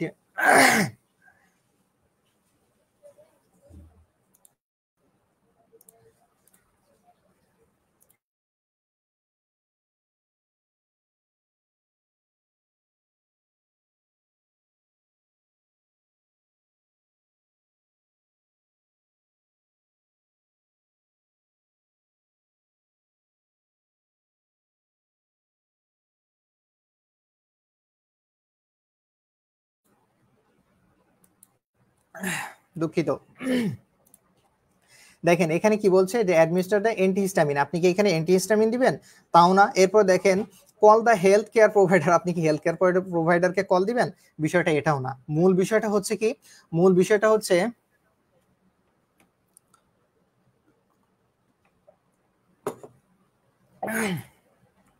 দেখেন এখানে মূল বিষয়টা হচ্ছে যে এই প্রশ্নের উত্তর প্রত্যেকে আপনারা জানেন, তাহলে মূল সমস্যাটা হয়েছে কোথায়? মূল সমস্যা হচ্ছে প্রশ্ন বুঝতে পারায়। মানে প্রথমে আমরা যে কাজটা করছি যে আমরা যে প্রশ্নগুলো একটু বড় বড় আসছে 2-3 লাইনের প্রশ্ন, সেগুলো আমরা বুঝতে পারিনি। এটা অনেস্টলি আপনি স্বীকার করেন বা নাই করেন, তবে ম্যাক্সিমাম স্টুডেন্টের, সবার যে এই প্রবলেম সেটা কিন্তু না, ম্যাক্সিমাম স্টুডেন্টের এই প্রবলেমটা হয়েছে যে আমি প্রশ্ন বুঝতে পারিনি। আচ্ছা তাহলে এটা একটা কমন প্রশ্ন ছিল, যেগুলো আমাদের প্রশ্নগুলো আমি বলছি বেসিক কোশ্চেনগুলোর মধ্যে, এর মধ্যে লংগেস্ট অ্যান্ড স্ট্রংগেস্ট বোন অফ দ্য বডি, এটা প্রত্যেকে জানে যে ফিমার, এটা নিয়েও কারো সমস্যা হয়নি। লার্জেস্ট গ্ল্যান্ড, এটা নিয়েও কারো সমস্যা হয়নি। Postpartum haemorrhage if loss blood is more than, আমরা এটা প্রত্যেকে জানি 500 ml, এটা প্রত্যেকেই পড়েছেন, এটাও কারো সমস্যা হয়নি। Which step should a researcher follow just before the finalisation of questionnaire? Questionnaire আপনি দেখেন এই আর একটা জায়গাতে বিশেষ করে কোশ্চেনগুলো না বুঝতে পারা সব থেকে বড় প্রবলেম হয়েছে। দেখেন যে আপনি একটা প্রশ্ন, মানে এখানে ফাইনালাইজেশন করার ক্ষেত্রে, কোশ্চেনিয়ার ফাইনালাইজেশন করার ক্ষেত্রে আপনার এখানে কি করতে হবে দেখেন, প্রি টেস্ট, অবশ্যই আপনার সবকিছু ঠিক আছে কিনা তার জন্য একটা প্রি টেস্ট দিয়ে নেবেন, এটাই তো কাজ। এরপরে দেখেন যে which immunisation make a permanent scar, এই পার্মানেন্ট স্কারের জন্য কোনটা ইউজ করা হয়, এটা তো প্রত্যেকেই জানেন যে বিসিজি, এগুলো কিন্তু কমন কোশ্চেন ছিল। এরপর দেখেন যে ব্লিডিং উইথ কফিং ইজ কল্ড, এটা কে না জানেন বলেন? হেমোপ্যাটাইসিস, এটা প্রত্যেকেই জানেন যে যদি হচ্ছে এই থুতুর সাথে বা কফিং এর সাথে হচ্ছে ব্লাড আসে সেটাকে আমরা কি বলি, আমি কিন্তু কমন গুলো বুঝাচ্ছি। এরপর দেখেন which vitamin help in the absorption of iron, আয়রনের এই যে হচ্ছে আয়রন অ্যাবজর্পশনের জন্য বা আয়রন হচ্ছে হজমের জন্য কোন ভিটামিনটা প্রয়োজন হয়, ভিটামিন সি, এটাও প্রত্যেকেই জানেন। ল্যাবরের কথা দেখেন, এই যে ক্রাউনিং, এই যে ক্রাউনিং হচ্ছে প্রত্যেকেই পড়ছেন আপনারা, প্রত্যেকেই, এটা প্রত্যেকে আপনারা প্রশ্ন ব্যাংক যেটাই পড়ছেন না কেন সেটাও কিন্তু, এটাও কোনো রকম সমস্যা ছিল না যে সে হচ্ছে সেকেন্ড স্টেজ, এটা আপনারা পারতেন। তারপর দেখেন an agent that has the power of kill micro organism, এই যে মাইক্রো অর্গানিজম গুলা হচ্ছে কি করা, যে কিল করে, যেটা সেটা কোনটা দেখেন, এই যে অ্যান্টিসেপটিক। এরপরে আরো কি কি আছে দেখেন, সাবজেক্টিভ ডাটা, এটাও আপনারা প্রত্যেকেই পারবেন, সেটা হচ্ছে দেখেন পেশেন্ট স্টেটমেন্ট, যেটা পেশেন্ট লিখে দিচ্ছে বা তার স্টেটমেন্ট নেওয়া হচ্ছে সরাসরি, সেটাই হচ্ছে কি আমাদের, সেটাই হচ্ছে সাবজেক্টিভ ডাটা। এরপর দেখেন পেইনফুল ইউরিনেশন ইজ কল, এই যে ডিসিউরিয়া, এটাও আপনারা প্রত্যেকেই পারবেন। এরপর দেখেন শক occurs if in acute stage of burn, সেটা আমরা প্রত্যেকেই জানি যেটা হচ্ছে হাইপোভোলেমিক শক। এগুলো নিয়ে আরো ডিটেইল পড়তে হবে, সেটা কিভাবে পড়বেন আমি সেখানে যাচ্ছি, আজকে দেখাচ্ছি আপনাদের এটা। এরপরে দেখেন যে এই ধরনের যে প্রশ্নগুলো আসছিল, দেখেন sharp instrument should not be sterilized, এই একটা জায়গা ভাই, এইখানে কিন্তু আমি আপনাদের পরবর্তীতে এই প্রশ্নের একদম হুবহু রেফারেন্স দিয়ে আপনি উঠাই দিছে, এটা কিন্তু কখনোই এটা হট এয়ার ওভেন হবে না, এবং যেটা আমাদের বইগুলোতে অহরহ এই ভুলটা দেওয়া। এবং এই যে আপনারা প্রশ্ন সলভিং গুলো নিয়েছেন না, এখানেও এইটা দিছে, এবং কোথা থেকে দিছে দেখেন, এই প্রশ্নটা কোন জায়গা থেকে করছে, কোন জায়গা থেকে আসছে ভাই, এইটা না জেনে আপনি হুট করে আপনি একটা বই পড়লেন সেখান থেকে আপনি লাগাই দিলেন, বিষয়টা তো তা না। দেখেন শার্প ইনস্ট্রুমেন্ট গুলো যদি আপনি বয়েলিং করেন, এর কি শার্পনেসটা ডেফিনেটলি ডিস্ট্রয়েড হবে, ডেফিনেটলি সেটা নষ্ট হবে, হট এয়ার ওভেনের না। এটা দেখেন এখানে বলছে যে শুড নট বি স্টেরিলাইজ, এবং আমি এটাও দেখাইছিলাম যে হট এয়ার ওভেনে কিন্তু শার্প ইনস্ট্রুমেন্ট অর্থাৎ সিজার কিন্তু এখানে হচ্ছে কি করা হয়, স্টেরিলাইজ করা হয়, এবং সেটা বইয়ের মধ্যে খুব সুন্দরভাবে লেখা আছে। আপনারা বইয়ের মধ্যে পড়ছেন, ওই যে গাইড বইয়ের মধ্যে যে সবগুলোতে দেওয়া হট এয়ার ওভেন, এইটাই দিয়ে দিয়েছে এয়ার ওভেন, এবং যারা কোশ্চেন সলভ করছে তারাও দিয়েছে সি, এটা ডেফিনেটলি ভুল, এর সঠিক উত্তর হচ্ছে বি। এটা আমাদের পেজে দেখেন, এটা আমি একদম মানে হুবহু বইয়ের রেফারেন্স সহ খুব সুন্দর করে আমি ডিটেইল দিয়ে দিয়েছি। এটা ফাদার অফ মডার্ন মাইক্রোবায়োলজি প্রত্যেকে পারবেন, লাইফ স্প্যান এটাও সবার জানা ছিল। এরপর হচ্ছে ডায়াবেটিক ইনসিপিটাস, এটাও প্রত্যেকের জানা ছিল। Which nerve responsible for vision, এটাও প্রত্যেকের জানা ছিল। এরপরে হচ্ছে ফল সেন্সরি পারসেপশন, এটাও আপনাদের প্রত্যেকের জানা। এরপর দেখেন one of the major causes of cirrhosis of liver সিরোসিসের জন্য সব থেকে বেশি যেটা দায়ী সেটা হচ্ছে অ্যালকোহল অ্যাবিউজ, ঠিক আছে। এখন দেখেন এইবার মূল এখানে কতটা প্রশ্ন বেসিক কোশ্চেন, এই 20টার মধ্যে দেখেন তো একজনের ভুল হওয়ার কথা কিনা, 20টার মধ্যে প্রত্যেকের 20টাই হওয়ার কথা, ঠিক আছে। এই 20টা ধরেন আপনি পারেন, বেসিক কোশ্চেন আসছে আপনি পারছেন, কোনো সমস্যা নেই। তাহলে এদিকের 20 আর ওদিকের হচ্ছে কতটা গেল, আপনি যদি সবগুলো ট্রু দিয়ে আসতেন, তারপরে ওখানে প্রায় 12টার মতো কোশ্চেন, একদম মানে ট্রু ফলসের কথা বলছি, 12টার মতো কোশ্চেন আপনি পারতেন। আচ্ছা এইবার আসেন, যে এইবার কিছু কিছু কোশ্চেন, হ্যাঁ, যেগুলো ডেফিনেটলি আপনার কাছে কঠিন ছিল, হার্ড ছিল, আমি এখানে সেগুলো দিয়ে রাখছি। Question we should have read, এমন কিছু কোশ্চেন ছিল যেগুলো আমাদের পড়া উচিত ছিল। ভাই একটু ওয়েট করেন শেষ পর্যন্ত, কেননা আপনাদের মূল জিনিস দেখানো বাকি আছে, যে আপনারা কিভাবে পড়বেন এবং আপনারা কিভাবে পড়তেছেন, যা আবার আপনারা ভয়ঙ্কর পথে আগাচ্ছেন, সেটা আমি দেখাচ্ছি আপনাদের একটু পরে। আমি এখানে জাস্ট কোশ্চেনগুলো একটু সময় আলোচনা করবো এটা নিয়ে।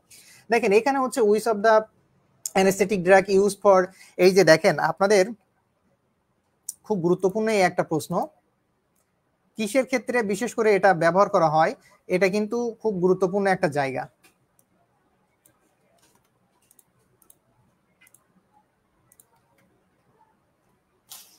এই যে থ্রোসেন্টেসিসটা আপনারা কি জানেন? থ্রোসেন্টেসিসটা হচ্ছে, যাই হোক, এই প্রশ্নগুলো না পারাটা আহামরি কোনো সমস্যা না। হ্যাঁ, এই একটা গুরুত্বপূর্ণ বিষয়, এখানেও যাচ্ছে, আপনারা সঠিক কথাই বলছেন এখন, আসলে ভুল হওয়ার পরে। তাহলে দেখেন এইখানে যে কথাটা বলছে, এই যে হচ্ছে থোরাসেন্টিসিসটা হচ্ছে কি এমন, এটা হচ্ছে একটা প্রসিডিউর যেখানে কি করা হয়, যে লাংকের যে ফ্লুইডটা জমে ওইটা বের করে দেওয়ার বা ওইটা হচ্ছে সরিয়ে দেওয়ার একটা হচ্ছে প্রসেস আর কি। তো এইখানে হচ্ছে কোন অ্যানেস্থেটিক ড্রাগটা এই ক্ষেত্রে ইউজ করা হয়, ঠিক আছে। যাই হোক, এই প্রশ্নগুলো ধরেন আমি পারতাম না, পড়ি নাই, এগুলো আমার পড়া উচিত ছিল। তো এরকম আমি দেখেন এখানে এমন কিছু কোশ্চেন ছিল, হ্যাঁ, যেগুলো আমাদের আসলেই পড়া উচিত ছিল, যেগুলো ধরেন আমরা পারি নাই, ঠিক আছে। এখানে অনেকগুলো প্রশ্ন আমি ধরেন যে এখান থেকে বাদ দিয়ে দিছি একদম, যেগুলো পড়া উচিত ছিল, পারি নাই, এগুলো পরবর্তীতে পড়বো, যেগুলো যেন ভুল না হয়, ঠিক আছে। তবে ফিভার, হেডেক, নেগ্রিজিডিটি এগুলো কিন্তু কমন ছিল, ঠিক আছে। এগুলো হচ্ছে কি দেখেন, এটা মেনিনজাইটিসের জন্য, যেমন ফিভার হয়, প্রচন্ড হেডেক হয়, এটা এটা মেয়েদের এই প্রশ্নটা ভুল হয় না আসলে। হ্যাঁ, মেনিনজাইটিস বা আপনাদের হচ্ছে এই প্রবলেমটা ম্যাক্সিমামেরই আছে, হ্যাঁ। ইনফ্লামেশন অফ দ্য মেনিনজেস, তাই না, মেনিনজাইটিস, যেটার কারণে কি হয়, তীব্র মাথা যন্ত্রণা হয়, তাই না। আচ্ছা, এই ধরেন যে আমি এখানে এরকম ভাবে হচ্ছে আমরা এরকম ভাবে প্রশ্ন দিয়ে রাখছি কতটা, 18টার মতো। তবে দেখেন অ্যানালিটিক কোশ্চেনের মধ্যে গুলো কি আবার আপনার ভুল হওয়ার সম্ভাবনা ছিল। যেমন এইখানে দেখেন প্রশ্নগুলো যদি আপনি বুঝতে পারতেন, ভাই বিলিভ মি, আপনি যদি প্রশ্নগুলো বুঝতে পারতেন, এই প্রশ্ন আপনার ভুল হইতো না। দেখেন তাহলে আমাদের ওইখানে কিন্তু 45টা, আগের 25টা, আর এইখানে 20টা বেসিক কোশ্চেন ছিল, এরপরে কতটা প্রশ্ন আছে দেখেন, আমরা 5টা হতো কিনা। দেখেন এখানে বলছে an unconscious child requires nasogastric feeding. আপনি ধরেন একজন হচ্ছে অজ্ঞান ব্যক্তি, অজ্ঞান বাচ্চা আছে, যার হচ্ছে ন্যাসোগ্যাস্ট্রিক ফিডিং করানো হচ্ছে এবং সে অজ্ঞান অবস্থায় আছে। তাহলে আপনি এই যে তারপরে বলছে when should the nurse check the placement of the tube. দেখেন এখন নার্স কখন কখন তার টিউবটা প্লেসমেন্ট, সঠিক প্লেসমেন্টটা আছে কিনা এটা কখন দেখবে, ভালোভাবে বুঝেন। অনসে day, at every shift sense, before is feeding, during the night shift। Common আপনি বলেন ভাই, এই প্রশ্ন কি আপনি পারতেন না? আমি ধরলাম এটা আপনার বেসিকের মধ্যে না, একদম আপনার বিশাল বড় প্রশ্ন। এইটাকে আপনি এখন বলেন, আপনি কি এটা পড়তেন না? এইটা আপনি পারতেন। এই যে প্রশ্নটা করলেন, ওই কথাটা বললেন যে হচ্ছে উম্মে হানি জাহান, এখন মনে হয় মাথা ঠিক করে অ্যান্সার দিলে হয়তো এমন হতো না। জায়গাটা এই ভাই, পরীক্ষার হলে আপনি প্রশ্নই বুঝতে পারেন নাই, কেননা ওই সময় আপনি মাথা ঠান্ডা করে প্রশ্ন পড়েন নাই, আপনি প্রশ্নটা বোঝার চেষ্টা করেন নাই, আপনি হয়ে গেছেন হচ্ছে ক্রেজি হয়ে গেছেন, আপনি কি বলে হাইপারটেনশন হয়ে গেছে। মানে এই কোন ধরনের প্রশ্ন আসছে, এই ধরনের প্রশ্ন তো পড়ি নাই আমি, এটা বাস্তব যে এই ধরনের প্রশ্ন তো আমি পড়ি নাই, তাহলে এই ধরনের প্রশ্ন কেমনে আসলো, এখন আমার কি করা উচিত? আপনি এইটা বুঝতে পারেন নাই, যার কারণে আপনি কি করে ফেলছেন, যে আপনি হচ্ছে এই প্রশ্ন আর ওই বিস্তারিত না পড়ে না বুঝেই উত্তর দিয়ে ফেলছেন। সমস্যাটা এই জায়গায়, প্রশ্ন বুঝলে এখন দেখেন তো, আপনি কি একদিনে একবার করে দেখবেন জোর ফিডিং না, আপনি তো ওকে প্রত্যেক সময় খাওয়াতে যাচ্ছেন, তাহলে প্রত্যেকবার খাওয়ানোর আগেই তো আপনি চেক করবেন, এটাই তো কাজ। নাকি আপনি কোন শিফটে আসতেছেন, শিফট চেঞ্জ করার সময় দেখে যাচ্ছেন, তা তো না। এই প্রশ্নের উত্তর পড়তেই পারেন। এরপরে দেখেন এখানে আরো বেশ কিছু প্রশ্ন আসছে, দেখেন what is the most important nursing intervention for 3-year child with a diagnosis nephritic syndrome। দেখেন এখানে একটা বাচ্চার হচ্ছে এই একটা প্রশ্ন, যারা বিশেষ করে দিয়েছেন দেখলাম অনেকেই কোশ্চেন সলভ করছে, দিছে হচ্ছে রেগুলেটিং ডায়েট রেগুলেটিং ইনক্রিজ, হচ্ছে ইনকার্জিং ফ্লুইড ইনকার্জ করতে হবে তাকে, নাকি তাকে প্রিভেন্ট, এটা কিন্তু খুব কমন একটা জায়গা, যেটা হচ্ছে তার কি করতে হবে, প্রিভেন্টিং ইনফেকশন, তার ইনফেকশনকে আগে প্রিভেন্ট করতে হবে। এবং এই নেফ্রোটিক সিনড্রোমের একটা পেশেন্ট ছিল, যখন হচ্ছে, যাই হোক, আসলে হসপিটালে কাজ করার সময় কিছু কিছু জায়গাতে আপনাদের খুব মনোযোগ সহকারে মানে এই জিনিসগুলাই করা উচিত। যাই হোক, এটা আবার লম্বা আলোচনা, ওখানে না যাচ্ছি। তো দেখেন এই প্রশ্নগুলো যদি আপনি বুঝতে পারতেন, তাহলে বিশ্বাস করেন এই প্রবলেম হতো না। এই প্রশ্ন 3 নম্বর প্রশ্নটা দেখেন, the advantage of pen like insulin, এই যে delivery device over syringes include. দেখেন এইখানে বলছে অ্যাডভান্টেজ মানে কি, কোন সুবিধাগুলা, কি বলছে, পেন লাইক ইনসুলিন গুলো আমরা দিছি না। এইটা মানে হসপিটালে যারা ডিউটি করছেন এই শেষের দিকে এসে আমরা প্রত্যেকেই দেখতাম না যে দেখা যাচ্ছে ও সরি সরি সরি সরি, ও যে এইখানে চলে আসছি আমরা। এই যে দেখেন যে প্রশ্নটাতে আমরা ছিলাম, আচ্ছা আচ্ছা, এই যে এক নাম্বার যেটা ছিল অ্যানালাইটিক কোশ্চেন, দেখেন এই যে আনকনসিয়াস চিলড্রেন যেটা ছিল তার দেখেন আপনি হচ্ছে প্রত্যেকবার খাওয়ানোর আগে একবার করে চেক করবেন। 3 ইয়ার্স একটা চাইল্ডের উইথ ডায়াগনোসিস নেফ্রোটিক সিনড্রোম, এর আগেই কি করতে হবে, প্রিভেন্টেড ইনফেকশন হচ্ছে প্রিভেন্ট করতে হবে। এরপরে দেখেন এই যে 3 নাম্বার কোশ্চেন যেটা বলছে the advantage of pen like insulin delivery device over syringes include, এখানে কোন সুবিধাগুলো আছে, দেখেন কোন সুবিধাটা পাইতেন। আচ্ছা এইটা আমাকে বলেন আপনি। এখন দেখেন হচ্ছে এখন আমাকে বলেন যে এই যে আপনি এই এই প্রশ্নের উত্তর কেউ পারেন কিনা, ধরেন এই প্রশ্নটা আসছে, মূল কথা ভাই আপনি বিশ্বাস করেন, আমার কথা বিশ্বাস করবেন কিনা, ধরেন আমি যদি এখন আপনার প্রত্যেকটা ব্যাচের স্টুডেন্টকে এই কথাটা বলি যে আপনি, আমি অপশনগুলো বলতেছি, আপনি একটা ধরেন যে পেন লাইক ইনসুলিনটা যখন আমরা দিতাম, আপনারা পেন লাইক ইনসুলিন দেখছেন প্রত্যেকেই, ওই যে হচ্ছে আমরা ম্যাক্সুলিনার, তারপরে হচ্ছে এগুলো আমরা দিছি না ম্যাক্সুলিনারের, যেটা হচ্ছে হসপিটালের ওই যে এখন শেষের দিকে একটা ছিল আপনার হচ্ছে এই যে সিরিঞ্জে করে দিতাম আমরা, আর একটা হচ্ছে পেন লাইক ইনসুলিন ডাইরেক্ট পেনের মধ্যে আছে, জাস্ট ওই যে মাথার উপরে ছিল কি এরকম ঘুরাই দিতে হতো যে সে কত পায়, সেই পয়েন্ট আমরা দিয়ে দিতাম, সে 2 পায় নাকি 4 পায়, যাই হোক যেটা যে মেজারমেন্টটা সে পায় সেটা দিতাম, দেওয়ার পরে কি একদম অ্যাকুরেট মেজারমেন্ট হইতো, এবং আমরা এখানে শুধুমাত্র চেপে ধরলে কি অটোমেটিক চলে যাইতো। এখন আসেন এইটা আপনি জানেন নাকি আপনি বলেন। এখানে এবার অপশনগুলো আপনি দেখেন, বলছে যে অ্যাকুরেট ডোজ অফ ডেলিভারি, মানে কি হতো, এটা কি এটা দিয়ে কি অ্যাকুরেট ডোজ দেওয়া যাইতো। 2 নাম্বার বুঝেন, সঠিক উত্তর আপনার জানা নাই, এই প্রশ্ন আপনি জীবনেও পড়েন নাই, কোনো সমস্যা নাই। দেখেন এখানে বলছে শর্টার ইনজেকশন টাইম, মানে কি দ্রুত দেওয়া যাইতো, বিষয়টা কিন্তু তা না। এরপরে দেখেন যে ইউজ অফ স্মলার গজ নিডিল, এখানে কি এখানে কি ছোট্ট নিডিল ছিল বা এরকম কোনো কিছু বিষয় এরকম বলছে যে ইউজ অফ স্মলার গজ নিডিল, স্মলার গজ নিডিল এখানে। এরপরে বলছে হচ্ছে কস্ট ইফেক্টিভ, এটা হচ্ছে কি যে খুব কস্টলি এরকম বিষয় ছিল, বিষয়টা কিন্তু এইটা না, এর সঠিক কাজটা কি ছিল দেখেন, এটা প্রত্যেকেই জানেন যে অ্যাকুরেট ডোজটা এখানে দেওয়া যেত, তার মানে কি আমরা যতটুকু পরিমাণে ওই ইসে উঠাইতাম ঠিক অতটুকু পরিমাণে দেওয়া যেত। এরপরে আপনি এইটাতে চলে আসেন, দেখেন যারা ওটিতে ডিউটি করছেন বা আমরা বিশেষ করে জানি ট্রান্সফিউশনের সময় বা ওটিতে ঢোকানোর সময় আগের দিন যখন প্রি অপারেটিভে থাকতো, তখন এই যে প্রত্যেকেই যার বেডে আজকে হচ্ছে ওটিতে যাইতো, প্রত্যেকে কি করতো, যার যার অপারেশন থাকতো প্রত্যেকের 18 হচ্ছে 18 ক্যানোলা করা হইতো। এটা করতেন কিনা বলেন, এই প্রশ্নগুলা। মেইন সমস্যা হয়েছে কি জানেন, মেইন সমস্যা হচ্ছে আমরা প্রশ্ন বুঝতে পারি নাই ভাই, আপনি বিশ্বাস করেন আর না করেন, আমরা প্রশ্ন বুঝতে পারি নাই, আমরা প্রশ্ন বুঝতে পারি নাই, এটাই সত্য কথা, এটা মানতে হবে। দেখেন এই 2-3 লাইনের প্রশ্ন, এই 4 লাইনের প্রশ্ন আপনার কাছে আসছে, আপনি প্রশ্ন মানে পড়েনি নাই, হয়তো একবার পড়ে বুঝতে পারেন নাই, আপনি চালাই দিচ্ছেন। এই প্রশ্নটা দেখেন, এটা 4 লাইনের প্রশ্ন, আমি ধরলাম এই প্রশ্ন আমি পারতাম কিনা, অনেস্টলি দেখেন আপনি পারতেন কিনা, অনেস্টলি দেখেন। A nursing care for a head injury comatose patient, ঠিক আছে, which intravenous he or she should implement to prevent increase intracranial এই যে প্রেশার। এখানে বলছে যে একটা পেশেন্ট আসছে যার হচ্ছে কি হচ্ছে, যার হচ্ছে যে হেড ইনজুরি হচ্ছে, ঠিক আছে, মানে যার হেড ইনজুরি হয়েছে। এখন এখানে আরো কি কি বলছে একটু লক্ষ্য করেন, যে একটা পেশেন্ট আপনার হসপিটালে আসছে যার হচ্ছে কি হয়েছে, হেড ইনজুরি হয়েছে। এখন আপনার এই ক্ষেত্রে একজন নার্স, এখানে কি বলছে যে একজন নার্সের যে কি করা উচিত, ঠিক আছে, তার মানে এখানে বলছে দেখেন যে একজন নার্স মাথায় আঘাত কোনো যে কোমাটোজ রোগীর যত্ন নিচ্ছেন, ঠিক আছে। এখন এই ক্ষেত্রে কি হচ্ছে, যার ইন্টারকার্নিয়াল একটা চাপ আছে, প্রতিরোধ করতে কোন মানে নার্স কোন কোন কার্যকলাপগুলো গ্রহণ করবে। এখন অপশনগুলো একটু আপনি প্রথমে একটু বুঝতে হবে আপনাকে যে অপশনগুলো কি কি আছে। মেইন হচ্ছে কি প্রশ্নটা বুঝতে পারা, দেখেন মেইনটেইন ওয়েল লাইট রুম, আপনি কি তার একটা দারুন লাইটের রুম নিয়ে আসবেন যার হেড ইনজুরি হয়েছে, বিষয়টা তা না, তাহলে এটা হচ্ছে না। এরপর দেখেন মেইনটেইন রাউন্ড দ্য ক্লক স্যাপটনিং, এখানে কি আপনি হচ্ছে কি করবেন যে মানে ওই যে ক্লকের বিষয়ের ক্ষেত্রটা হচ্ছে যে এই প্রশ্নটার অপশনগুলো একটু প্রথমে আপনাকে বুঝতে হবে ভালোভাবে, যে মূলত আমাদের যে জায়গাটাতে প্রবলেম হয়েছে সেটা হচ্ছে আমরা প্রশ্নর যে অপশনগুলো আসছে বা প্রশ্নগুলো আমরা সঠিকভাবে বুঝতে না পারার কারণে কিন্তু এই সমস্যাটা হয়ে গেছে। দেখেন এই যে মানে কি বলে, এই যে সাকটনিং মানে হচ্ছে কি, মানে কোনো কিছু পান করানো, দুগ্ধ পান করানো, স্তন পান করানো, এরকম কোনো কিছু একটা বুঝাচ্ছে। তা আপনি কি তাকে ওই সময় এটা খাওয়াবেন? ডেফিনেটলি না। এরপরে দেখেন change the position round the clock, আপনি ক্লকের দিকে তার পজিশন রাউন্ড করে দিবেন না। Evaluate the head and end of the patient, তাহলে এখানে আপনি মূলত দেখেন তো আপনার আপনি বেসিক কনসেপ্ট দিয়ে বোঝেন, এই প্রশ্ন আপনি পড়েন নাই, পারেনও না, তাহলে এখানে সঠিক উত্তর কোনটা হইতে পারে? আপনার যে অপশনগুলো এগুলো তো আপনি যদি বাংলাতে বলা হয়, দেখেন রোগীর মাথার প্রান্তটি একটু হচ্ছে উঁচু করে দেওয়া, মানে তার যখন হেড ইনজুরি হয়েছে তাকে কি আপনি আরো উল্টাই দিবেন, নাকি তার মাথাটা একটু সোজা করে দিয়ে মানে যেন ব্লিডিংটা না হয় বা এই যে প্রবলেমটা হচ্ছে আপনি সেটা এভালুয়েট করবেন, ডেফিনেটলি আপনি সেটাই করবেন। তাহলে দেখেন এই প্রশ্নগুলো কিন্তু আমরা হচ্ছে কি করতাম, আমরা কিন্তু এগুলো সহজে অ্যান্সার করতে পারতাম যদি এগুলো আমরা জানতাম। এরপর দেখেন best method of diarrhoea disease treatment. দেখেন সব থেকে প্রথম আমাদের যে কাজটা সেটা হচ্ছে ওআরএস, অর্থাৎ তাকে হচ্ছে কি ওর স্যালাইন খাওয়ানো। এরপরে যদি দেখা যাচ্ছে এক্সেসিভ হয়ে যেত তখন হচ্ছে ফ্লুইড দেওয়ার কথা। এরপর দেখেন যে which of the following first sign of dehydration. Dehydration কি পানি শূন্যতা হয়ে গেলে আপনার প্রথম সাইনটা কি হবে?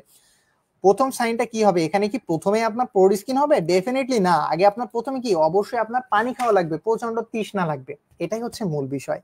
তাহলে প্রথম যে সমস্যাটা হয়েছে সেটা হচ্ছে আমরা প্রশ্নগুলো, এই যে এখন আপনি প্রশ্নগুলো পড়তেছেন না, এখন আপনার দেখেন 90% কোশ্চেনই হবে। তাহলে ওইখানে আপনি একটু এবার লক্ষ্য করেন যে এইখানে 12টার ওইখানে 45টা, মানে যেটা আপনি শিওর পারতেন এগুলো কিন্তু আপনি শিওর পারতেন। তাহলে ওখানে আমি ধরলাম যে আপনি সবগুলো ট্রু দিলেও বেস্ট এই ট্রু ফলসের মধ্যে 25টা হইতো। এদিকে বেসিক কোশ্চেন ছিল 20টা, গেল 45টা। আর এইখানে যদি আপনি পড়ে পারতেন তাহলে আপনার আরো হয়তো 12টা, তাহলে হচ্ছে 45 আর 10 55 আর এই 52টা। আর যে এই ধরেন 52টা আপনি শিওর দিয়ে আসতে পারতেন, আর বাকি 40টার মধ্যে আন্দাজে দাগাইলেও কি আপনার 10টা হইতো না? পাস করতেন না? তাইলে প্রথমে যে সমস্যাটা হয়েছে সেটা হচ্ছে যে আমাদের প্রশ্নগুলো, অ্যানালাইটিক কোশ্চেনগুলো আমরা খুব সুন্দরভাবে, অর্থাৎ আমরা এগুলোর হচ্ছে কি মিনিং করে করে বুঝতে পারি নাই। না হলে প্রত্যেকটা প্রশ্ন আমি যদি এই যেগুলো আমি দিয়ে রাখছি না যে analytic question based on clinical, এগুলো পড়তে গিয়ে পারতেন, বিলিভ মি এগুলো পড়তে গিয়ে পারতেন। আপনি পরে আবার এগুলো সুন্দর করে ধীরে সুস্থে পড়ে পড়ে দেখেন এগুলো পারতেন। এখন কথা হচ্ছে ভাই যে এত সময় পড়ার জায়গা কই, এই কথা বলবেন। আপনার তো একটা প্রশ্ন অন্তত একবার হলেও আপনি পড়বেন। এই বেস্ট অ্যান্সার গুলো যখন দাগাইছেন, ধরেন এই 20টা দাগাইতে, অনেস্টলি বলেন তো যে 20টা আপনার হয়েছে, 20টা দাগাইতে কতক্ষণ লাগছে?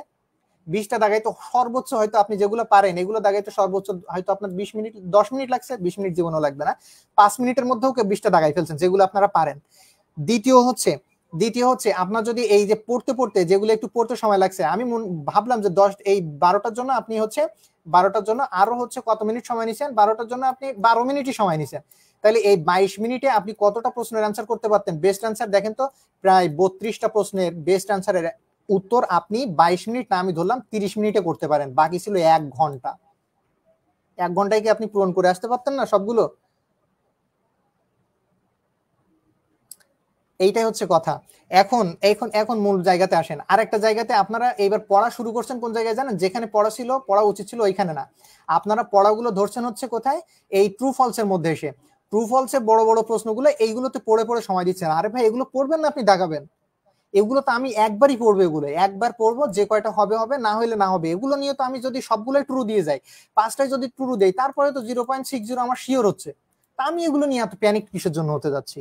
যেগুলো হচ্ছে আমার শিওর, যেরকম দেখেন এখানে কিছু কিছু শিওর হচ্ছে আমার, একটা শিওর হচ্ছে, এতে 1 পাবো। এরকম আরো বেশ অনেকগুলো আছে, অনেকগুলো ছিল এর মধ্যে 12-13টার মতো ছিল, যেগুলো হচ্ছে এই যে দেখেন এই একটা কম্পোনেন্টস অফ কমিউনিকেশন ইনক্লুড। কমিউনিকেশনের জন্য কি কি করা হয় দেখেন তো? পোস্টার করা হয় না, দেখেন সিন্ডার রিসিভার, এই দুইটার একটা মেসেজ, একদম সহজ ছিল এই আর এক। তাহলে দেখেন এগুলো কি আমি সহজে পারতাম? আপনারা ওগুলো না ধরে কি করে ফেলছেন জানেন? ওগুলো না ধরে হচ্ছে আপনারা নিজেদের মতো করে, অর্থাৎ আপনার যেগুলো হয় নাই, মানে মেইন সমস্যাটা হয়েছে প্রশ্নের প্যাটার্ন চেঞ্জ হয়ে গেছে। প্রশ্ন দেখছেন মানে আপনি এখানে একদম হাইপার হয়ে গেছেন, যার কারণে হচ্ছে আপনার এই পরীক্ষা মূল খারাপ হওয়ার কারণ এটা। দ্বিতীয় হচ্ছে প্রশ্ন পড়তে সময় নিয়ে ফেলছেন ট্রু ফলস এর মধ্যে। যেখানে বেস্ট অ্যান্সারটা একটু বুঝে বুঝে দিলে আপনার 32টা আপনি শিওর দিতে পারতেন, সেখানে আপনি কি করে ফেলছেন? ট্রু ফলস এর মধ্যে বেশি সময় নিয়ে পড়ে ফেলছেন, যার ফলে আপনার গোল ভরাট করতে যে সময় লেগে গেছে বেশি। কেননা ট্রু ফলসে আপনার দাগায় গোল ভরাট করা লাগছে 250টা। এই 250টা আপনি গোল ভরাট করবেন নাকি প্রশ্ন পড়বেন? ট্রু ফলসে যে সময় দিয়ে ফেলছেন, যেটা আপনার আরো একটা ভুল ছিল, যার ফলে টাইম ম্যানেজমেন্ট করতে পারেন নাই। ম্যাক্সিমাম স্টুডেন্ট, একদম 50% স্টুডেন্টই টাইম ম্যানেজমেন্ট করতে পারেন নাই। এই দুইটা জিনিস গেল। এইবার আসেন মূল জায়গাতে আসি। এখন যে আপনারা পড়তেছেন ভাই, এইবার যে আপনারা পড়া শুরু করছেন, আবার আপনারা দেখলাম যে বিভিন্ন জায়গাতে পড়া শুরু করছেন। এইবার আসেন পড়াই, যে তাইলে ভাই একদম প্রথম প্রশ্ন এখান থেকে অ্যারাইজ হবে আমাদের কিভাবে পড়া উচিত আর আগামীতে আমাদের কিভাবে প্রিপারেশন নেওয়া উচিত। এবং প্রশ্নগুলো যেখান থেকে আসতেছে এই ধরনের প্রশ্ন তো আমরা বইয়ে পাচ্ছি না, তাইলে আমরা কিভাবে পড়বো? আর আপনারা যেভাবে ক্লাস করতেছেন, বিলিভ মি, আমি আরেকটু পরে আপনাদের দেখাচ্ছি যে আপনারা যেভাবে পড়তেছেন আবার একই ফাঁদে আপনারা পা দিতে যাচ্ছেন। বিশ্বাস না হলে আপনারা নিজেরা এটা মিলাই নিয়েন। দেখেন, তাহলে আপনারা প্রথমে বুঝে গেলেন যে প্রশ্ন কেমন আসতেছে, অ্যানালিটিক কোশ্চেনগুলো বুঝে বুঝে যদি আমি অ্যান্সার করতে পারি পারবো। আর দ্বিতীয় হচ্ছে বেস্ট অ্যান্সারের যে প্রশ্নগুলো আসছে এগুলো কোথা থেকে আসতেছে এবং আমি কিভাবে পড়লে এই প্রশ্নগুলোর অ্যান্সার করতে পারবো। ঠিক আছে, এটা কিন্তু গুরুত্বপূর্ণ জায়গা। আর সর্বপ্রথম আপনি যে পড়া শুরু করছেন, আপনার তো সর্বপ্রথমই উচিত ছিল যে আপনার এই প্রশ্নটা আগে অ্যানালাইসিস করা। আপনার সাইকেল, আমি প্রথমে যে গল্পটা বললাম, সাইকেলটা কেন লিক হইলো আর ওর সঠিক ট্রিটমেন্টটা কি, এইটাই তো আপনার জানা উচিত ছিল। তা না জেনে আপনারা কি করছেন, যে একজন বলতেছে সাইকেল আবার নতুন করে ওয়ারিং করতে, আপনি আবার ওয়ারিং করতেছেন। তার মানে আপনাকে আবার বলছে যে আবার প্রথম থেকে পড়া শুরু করো, 6 মাস প্রচুর পড়তে হবে, প্রচুর পরিশ্রম করতে হবে, তাহলে পাশ করে যাবা। আপনি একই ফাঁদে পা দিতে যাচ্ছেন। একজন বলছে যে তুমি হচ্ছে সাইকেল আর চালাইও না, হেঁটে হেঁটে বেড়াও, হেঁটে বেড়াচ্ছেন, আপনি একই ফাঁদে পা দিচ্ছেন। সর্বপ্রথম আপনার জানা উচিত যে হোয়াট শুড আই ডু, আমার কি করা উচিত, এই জিনিসটা সর্বপ্রথমই আমার জানা উচিত। দেখেন আমার প্রবলেমটা কোথায় হয়েছে এটা আমার অ্যারাইজ করা উচিত, এবং কোশ্চেনগুলো কোন জায়গা থেকে আসছে, কোন ক্যাটাগরিজ আসছে সেইটা আমার জানা উচিত। এইবার চলুন যে আমরা প্রশ্নের মধ্যে এবং পড়ার মধ্যে একটু যাই, কিভাবে পড়া উচিত। আমি আপনাদের জন্য কিভাবে পড়াগুলো প্রিপেয়ার করছি, অর্থাৎ আপনাদের জন্য কিভাবে সাজিয়েছি সেটা আমি দেখাচ্ছি। তার আগে আমি আরেকটা জিনিস আপনাদের একটু দেখাবো, সেটা হচ্ছে যে আপনারা কিভাবে পড়ছেন। ভাই এই যে আমি যখন ফার্স্ট ইয়ারের ক্লাসগুলো নিয়েছি, তখন দেখেন যে এই যেভাবে পড়িয়েছি এইভাবে পড়লে কি আপনি জীবনেও এই এমসিকিউ সঠিকভাবে আর অ্যান্সার করতে পারবেন? খুব কম। লিখে রাখেন খুব কম। আপনি পড়ে যাচ্ছেন সেই কোশ্চেন ক্যাটাগরির, যে এখানে ডেফিনেশন অফ অ্যানাটমি, অ্যানাটমির ডেফিনেশন জিন্দিগি তো আপনার পরীক্ষাতে আসছে, আসে না, কি পড়তেছেন আপনি আবার? আপনি চলে গেছেন সাবডিভিশন অফ অ্যানাটমি, অ্যানাটমির ডিভিশন সাবডিভিশনের মধ্যে আপনি গড়বাধা প্রশ্ন মুখস্থ করতেছেন একবারে, যে এখানে দেখেন মাইক্রোস্কোপিক ম্যাক্রোস্কোপিক, হ্যাঁ এগুলো আপনি যখন জানতেন, কিন্তু এগুলো এখন আপনাকে পড়তে হবে এমসিকিউ স্টাইলে, এবং কিভাবে সেটা আমি দেখাচ্ছি। এবং এমসিকিউ পড়তেছেন, সেখানে আবার 4টা প্রশ্নই আপনারা হচ্ছে মানে ভিন্ন ভিন্ন জায়গা থেকে 4টা প্রশ্ন একই সাথে সলভ করতে যাচ্ছেন, ওই করলে তো আরেক বিপদে পড়ে যাচ্ছেন। পড়ার সিস্টেমটা আগে বোঝেন। দেখেন আমার পড়ার সাথে আপনার পড়া মিলাইতে হবে, বিষয়টা এরকম না। তবে আপনার তো আল্লাহ একটা বেসিক কমন সেন্স দিছে, এইটা কাজে লাগাচ্ছেন না কেন? আপনাকে যে যেভাবে বলতেছে আপনি ওইভাবে ছুটতেছেন কেন?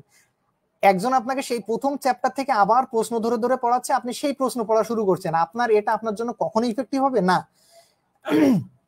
আপনাকে পড়াচ্ছে সাইটোলজি কি, হিস্টোলজি কি, এমবায়োলজি কি, নিউরোলজি কি, অস্টিওলজি কি, এইগুলো জানেন না আপনি? আপনি সেইগুলোর মধ্যে ডুবে আছেন যেগুলো পারেন। ভাইরে যে জিনিস পারেন ওই জিনিসের মধ্যে ডুবে আছেন কেন আপনি? আপনার কোন জায়গাগুলো আগে প্রয়োজন সেইগুলো আপনি জান। আপনি পড়ে আছেন এখনো সেই অ্যানাটমিক্যাল প্লান্টস গুলা নিয়ে, এগুলো তো ভাই আপনি পারেন, এগুলো রে আপনি পারেন না কোনগুলো, আপনি সেইখানে আসেন। আপনি সেই প্রশ্ন মানে ওই যে কি বলে হচ্ছে হচ্ছে সিকিউ, আর আপনার আপনি হচ্ছে ওই যে বেস্ট অ্যান্সার, এর মধ্যে এখনো ডুবে আছেন। ইকিউ আর বেস্ট অ্যান্সার, আপনি এর মধ্যে এখনো ডুবে আছেন। ওর মধ্যে ডুবে থাকলেও তো আপনি সেই প্রশ্ন মুখস্থ করার ক্যাটাগরিতে চলে গেছেন। এইভাবে আপনি যদি প্রশ্ন মুখস্থ করেন, দেখেন তো এইভাবে প্রশ্ন মুখস্থ করে করে কি আপনার এই সেলের মধ্যে কোন কোন কম্পোনেন্ট, এই তারপরে হচ্ছে এইভাবে সেলের মধ্যে, হ্যাঁ কম্পোনেন্টস মুখস্থ করার টেকনিক আছে। আপনি যদি এখন ওই যে সেই পুরানো ধাঁচে, অর্থাৎ আপনি দেখেন এইভাবে যদি আপনি সব ফাংশন গুলো মুখস্থ করতে যান, আমি যদি আরো কয়েকটা ক্লাস আমি এখান থেকে আপনাদের দেখাই, আমি হচ্ছে যদি আরো কয়েকটা দেখাই স্কেলেটাল সিস্টেমের উপরে আমি দেখাই, দেখেন যে যদি আপনি স্কেলেটাল সিস্টেমটা এইভাবে পড়তে যান, দেখেন এগুলো কিন্তু সব প্রশ্নগুলো রেডি করা ছিল। আপনি যদি এই ধাঁচে এখনো পড়তে যান ডেফিনেশন অফ স্কেলেটাল, প্রয়োজন তো নাই ভাই। Component of skeletal system, component এটা হ্যাঁ এটার প্রয়োজন আছে, কিন্তু আপনি এটা কিভাবে পড়বেন, এটা পড়ার সিস্টেমটা আপনাকে জানতে হবে। আপনি সেই আছেন এখনো গড়বাঁধা সেই বড় বড় ব্রড প্রশ্ন যেভাবে পড়ে আসছেন, ভাই ওইভাবে তো পড়ে আসছেন এবং ওটার ফল তো দেখছেনই আপনি। আপনাকে যেভাবে পড়তে হবে সেটা এখন আসেন, দেখেন মূল যে জায়গাটা আপনাকে পড়া উচিত, যেভাবে পড়া উচিত আপনার, যদি আপনার মন মতো লাগে পড়েন, এইভাবে না লাগলে পড়ার কোনো প্রয়োজন নাই।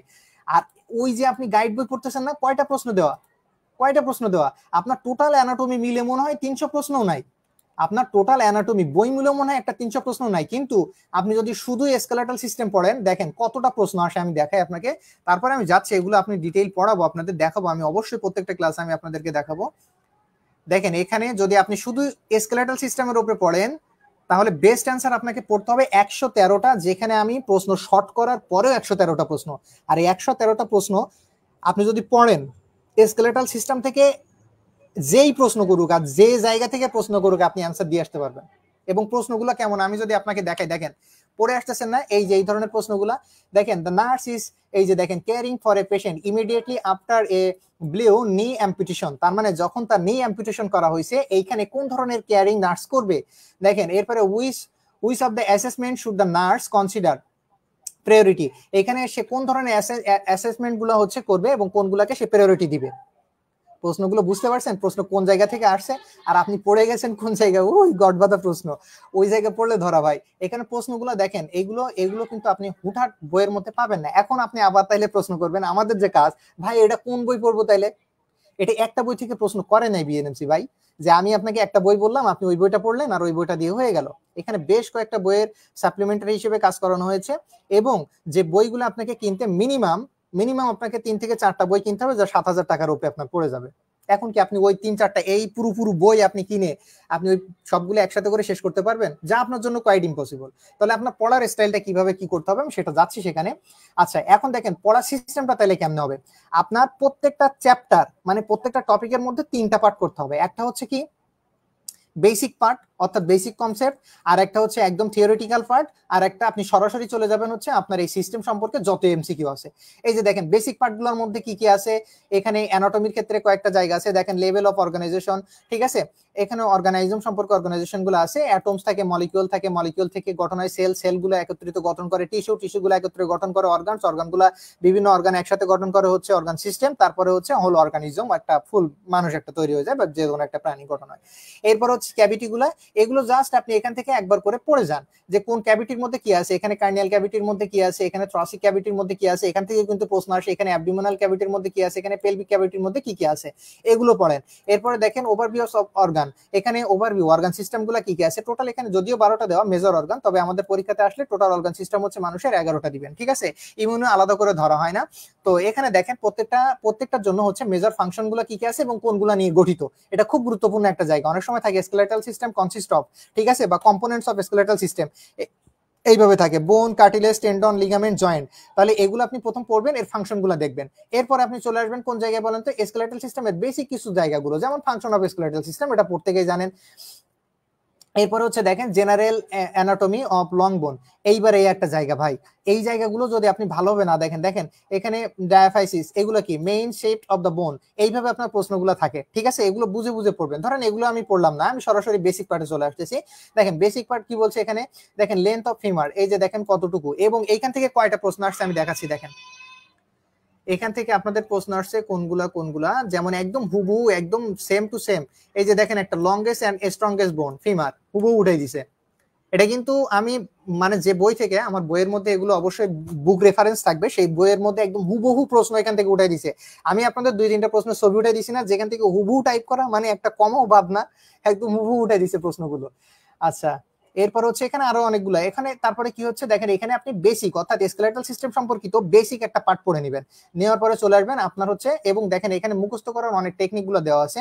এখানে হচ্ছে থ্রাসিক হচ্ছে থিওরি পার্টের মধ্যে, যেমন এখানে কোন ধরনের বোনগুলো আপনি পড়তেছেন, আমি এখানে সাথে বাংলাও দিয়ে রাখছি, এগুলো মুখস্থ করার অজস্র টেকনিক আছে, একবার করে পড়লে মুখস্থ হয়ে যাবে। যেমন দেখেন এখানে কার্পল অস্থি সমূহ কিভাবে মনে রাখবেন, টার্সাল অস্থি সমূহ কিভাবে মনে রাখবেন, এরপরে করোটিক অর্থাৎ কি এখানে কার্নিয়াল বোনস গুলো আপনি কিভাবে মনে রাখবেন, এখানে মুখমণ্ডলীয় অস্ত্রগুলো কিভাবে মনে রাখবেন, যেরকম দেখেন ভেড়া পালায় না মেমা করে, ঠিক আছে। আমি আজকে পড়াচ্ছি না, আমি হচ্ছে আপনাদের এই বইয়ের এই যে মূল জায়গায় চলে আসছেন, বইয়ের নাম বলেন। এই তো জায়গায় চলে আসছেন, মানে পড়বেন আর না পড়বেন বইয়ের নাম বলেন। আমি কি বললাম যে 5-7টা বই, আচ্ছা আমি আপনাদের বইয়ের নাম বলে দিব, আপনারা বইগুলো কিনেন। এই 5-7টা বই জিন্দিগি তো আপনি পড়ে 3-4 মাসে শেষ করতে পারবেন না। লিখে রাখেন, একটা বইয়ের পেজ 1500-1600 পেজ, আপনি খুঁজে বের করবেন কখন আর পড়বেন কখন? আপনি খুঁজে বের করবেন নাকি পড়বেন? আসেন বই নিয়ে পড়ে, এই তো কাজ তো এই যে বইয়ের নাম বলেন। আর বইগুলো তো সব তো বাংলাদেশে পাবেন না, কোথা থেকে কিনবেন? মানে পাই আর না পাই বইয়ের নাম বলেন, এই হচ্ছে কাজ নাকি? সব বাদ দেন, পড়ার জায়গাতে আসেন, সিস্টেমেটিক্যালি পড়ার জায়গাতে আসেন। দেখেন এরপর হচ্ছে আপনার এগুলো মুখস্থ করার, মানব কঙ্কাল তন্ত্রগুলো মুখস্থ করার এখানে টেকনিক গুলো দেওয়া আছে, এগুলো জাস্ট একটা একটা করে লাইন পড়বেন, মুখস্থ হয়ে যাবে, এগুলো চাপ নেওয়ার কিচ্ছু নাই। এরপরে আসেন দেখেন ভেরিয়াস বডি মাসেল গুলো সবগুলো মুখস্থ করার জায়গা না, কিছু কিছু। এইবার আসেন মূল জায়গাতে।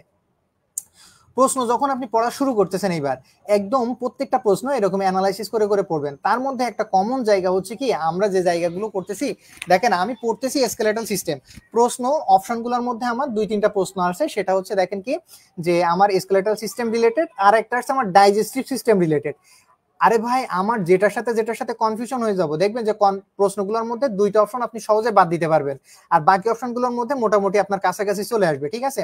দেখেন যেরকম বলছে যে anatomy is a term which mean the study of, এখন দেখেন এখানে কি বলছে মরফোলজি, তাহলে আপনার এখানে প্রশ্ন আসতে পারে যে ফিজিওলজিটা তাহলে কি।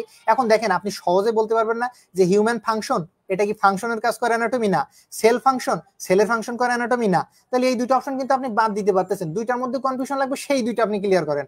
আপনি চলে যাচ্ছেন হিউম্যান ফাংশন, সেল ফাংশন, এগুলো এখানে পড়তে যাচ্ছেন। এইবার যখন আপনার যে প্রশ্নের সাথে রিলেটেড না বা এই টপিকের সাথে যেটা রিলেটেড না, আপনি কি করতেছেন, আপনি ওই আদার্স টপিকগুলো এর সাথে একই সাথে পড়তেছেন, যার কারণে এই টপিক তো আপনার মুখস্থ হচ্ছেই না, প্লাস আপনি ওইগুলো আরো প্যাচ লাগাচ্ছেন, মানে সবগুলো একসাথে প্যাচ লাগাই মুখস্থ করতে যাচ্ছেন, 4টা অপশন আপনি ভুলে যাচ্ছে। আপনি এইটার সাথে কোনটা কোনটা সম্পৃক্ত আছে দেখেন, অ্যানাটমি এই জায়গাতে কোনটা, স্কেলেটালের সাথে কোনটা কোনটা, অ্যানাটমি এন্ড ফিজিওলজির মধ্যে একদম প্রথম যেহেতু বলছে, তাহলে আপনার এখানে কি ফিজিওলজির মধ্যে একটা যেটা হচ্ছে ফাংশনের কাজ করে, তাহলে ফিজিওলজি স্টাডি অফ ফাংশন, এটা আপনারা যদিও এই প্রশ্নটা জানেন, আমি ফর এক্সাম্পল হিসেবে বলছি যে এই এরকমই। তারপর হচ্ছে দেখেন এই যে টেলোলজিটা কিন্তু আবার খুব ইম্পর্টেন্ট, এর কাছাকাছি একটা প্রশ্ন চলে আসে, দেখেন ইজ দ্য ফিলোসফি, ঠিক আছে, that describe the purpose of something, মানে কোনো কিছুর পারপাস, উদ্দেশ্য, এন্ড অ্যানাটমি, দেখেন অ্যানাটমিটা হচ্ছে কি, তাহলে study of structure or morphology, তাহলে স্ট্রাকচার গঠন এবং মরফোলজি আকার আকৃতি হচ্ছে অ্যানাটমি, টেলোলজিটা আলাদা করে এখান থেকে মুখস্থ করবেন, আর এর সাথে হচ্ছে সেল ফাংশন বা এখানে হিউম্যান ফাংশনের কোনো সম্পর্ক নাই। এরপরে যাই হোক, এরপরে দেখেন এবার এই যে প্রশ্ন পড়া শুরু করবেন না, প্রশ্নের কিছু থাকবে বেসিক পার্ট, যেমন দেখেন the wrist is part of the hand region, এখানে কোন কোন কোনগুলো আছে, আচ্ছা এগুলো আপনি পড়লেন, ঠিক আছে। এরপর দেখেন অস্টিও, বিশেষ করে এই আর একটা জায়গা। এরপরে দেখেন এইবার যখন আপনি পড়বেন না, কোশ্চেন গুলো এমসিকিউ গুলো কি কি সাজাবেন, আপনি প্রথমেই দেখে আসছেন বলো যে স্কেলেটাল সিস্টেমের, আপনি প্রথমেই কিন্তু দেখে আসছেন যে স্কেলেটাল সিস্টেমের ফাংশন কম্পোনেন্টস গুলো কি কি, বোন, কার্টিলেজ, টেন্ডন, লিগামেন্ট, জয়েন্ট, এই এই পাঁচটা জায়গা থেকে আপনি এমসিকিউ পড়বেন। এইবার আপনি কিভাবে পড়বেন, বোনের জন্য আপনি আলাদা এমসিকিউ পড়বেন, দেখেন বোনের জন্য কোন কোন এমসিকিউ গুলো পড়বেন, দেখেন বোন রিলেটেড যে এমসিকিউ গুলো আছে আপনি সেইগুলো কমপ্লিট করবেন। এই যে এখানে বলছে a system which provide support with variety of joint that enable a wide range of movement is, তাহলে দেখেন এখানে কি বলছে দ্য স্কেলেটন, ঠিক আছে, এখানে কি বলছে দ্য সিস্টেম উইচ প্রোভাইড, এখানে কোন সিস্টেম যেটা প্রোভাইড করে সাপোর্ট প্রোভাইড করে, এবং বলছে ভ্যারাইটি অফ জয়েন্ট, বিভিন্ন ধরনের জয়েন্ট সেখানে আছে, আবার enable wide range of movements, এবং যেখানে বিভিন্ন ধরনের মুভমেন্ট গুলো হয়ে থাকে সেটা কি, তাহলে দেখেন আমরা জানি সেটা হচ্ছে স্কেলেটাল সিস্টেম। এরপর দেখেন স্পঞ্জি বোন আর কল্ড অ্যাজ, স্পঞ্জি বোন গুলোকে কি বলা হয়, তাহলে দেখেন mainly two type of bone tissue present, bone দুই ধরনের হচ্ছে টাইপ হচ্ছে টিস্যু আছে আর কি, টু টাইপ অফ বোন, ঠিক আছে। এখন কোনগুলো, সেটা হচ্ছে দেখেন কম্প্যাক্ট বোন আর একটা হচ্ছে স্পঞ্জি বোন, এইটাকে কোনটাকে কি বলা হয়, এগুলো যখন আপনি পড়বেন তখন কিন্তু এই প্রশ্নগুলো আপনি সহজে পারবেন, এগুলো আমি নিয়ে আজকে আলোচনা করছি না। এরপরে দেখেন স্কাল সম্পর্কিত যে প্রশ্নগুলো আছে, এরপরে দেখেন আপনার আছে মাসেল সম্পর্কিত, মাসকুলার স্কেলেটাল সিস্টেম, মাসেল সম্পর্কিত যে এমসিকিউ গুলো আছে। এরপরে দেখেন আমি দেখিয়ে যাচ্ছি, এরপরে আরো গুরুত্বপূর্ণ যে জায়গা আছে, এই হচ্ছে মূল জায়গা যেখান থেকে আমাদের প্রশ্ন আসলে আমরা কট খেয়ে যাচ্ছি। মূলত আমরা প্রথমে দেখলাম যে মাসকুলার সিস্টেম, অর্থাৎ সেখানে বোন, কার্টিলেজ, জয়েন্ট, লিগামেন্ট, টেন্ডন, এগুলো সম্পর্কে জানলাম, কিন্তু এইগুলাই কি পড়ার এটার মধ্যে সীমাবদ্ধ না, একই সাথে আপনাকে এই মাসকুলার স্কেলেটাল সিস্টেমের ডিসঅর্ডার গুলো জানতে হবে একই সাথে, এবং এই ডিসঅর্ডার গুলো থেকে আপনার প্রশ্ন আসে বেশি। ডিসঅর্ডারের মধ্যে কি কি ধরনের থাকে দেখেন, এইবার এই যে স্কেলেটাল সিস্টেমের কোন কোন ধরনের ডিসঅর্ডার থাকে, দেখেন ফ্র্যাকচার, রাইট, এবং এই ফ্র্যাকচার যখন আপনি পড়তেছেন তখন দেখেন কোন কোন ধরনের প্রশ্নের মধ্যে আসতেছে, ফ্র্যাকচার কি সেটা আপনি বুঝতেছেন, ফ্র্যাকচার কত ধরনের সেটাও আপনি পড়তেছেন, একই সাথে একবার এখান থেকে পড়ে নেবেন প্রত্যেকটা প্রশ্নের। এখানে হচ্ছে যখন আমরা এক্সপ্লেনেশন দিয়েছি তখন কিন্তু এখানে আপনি কোন কোন ধরনের মানে এখানে সবগুলো পেয়ে যাচ্ছেন। এরপরে দেখেন যেটা আসছে সেটা হচ্ছে আপনি এগুলো হচ্ছে কি এর ডিজিজ গুলো পড়তেছেন, দেখেন commonest type of fracture in চিলড্রেনের জন্য কোন ধরনের, এই যে দেখেন প্রশ্নগুলো আসে, এই দেখেন 85 নম্বর প্রশ্নটা দেখেন, এ 4.5 year old child brought to emergency, তার আগে এইখানে একটু দেখেন বলছে এখানে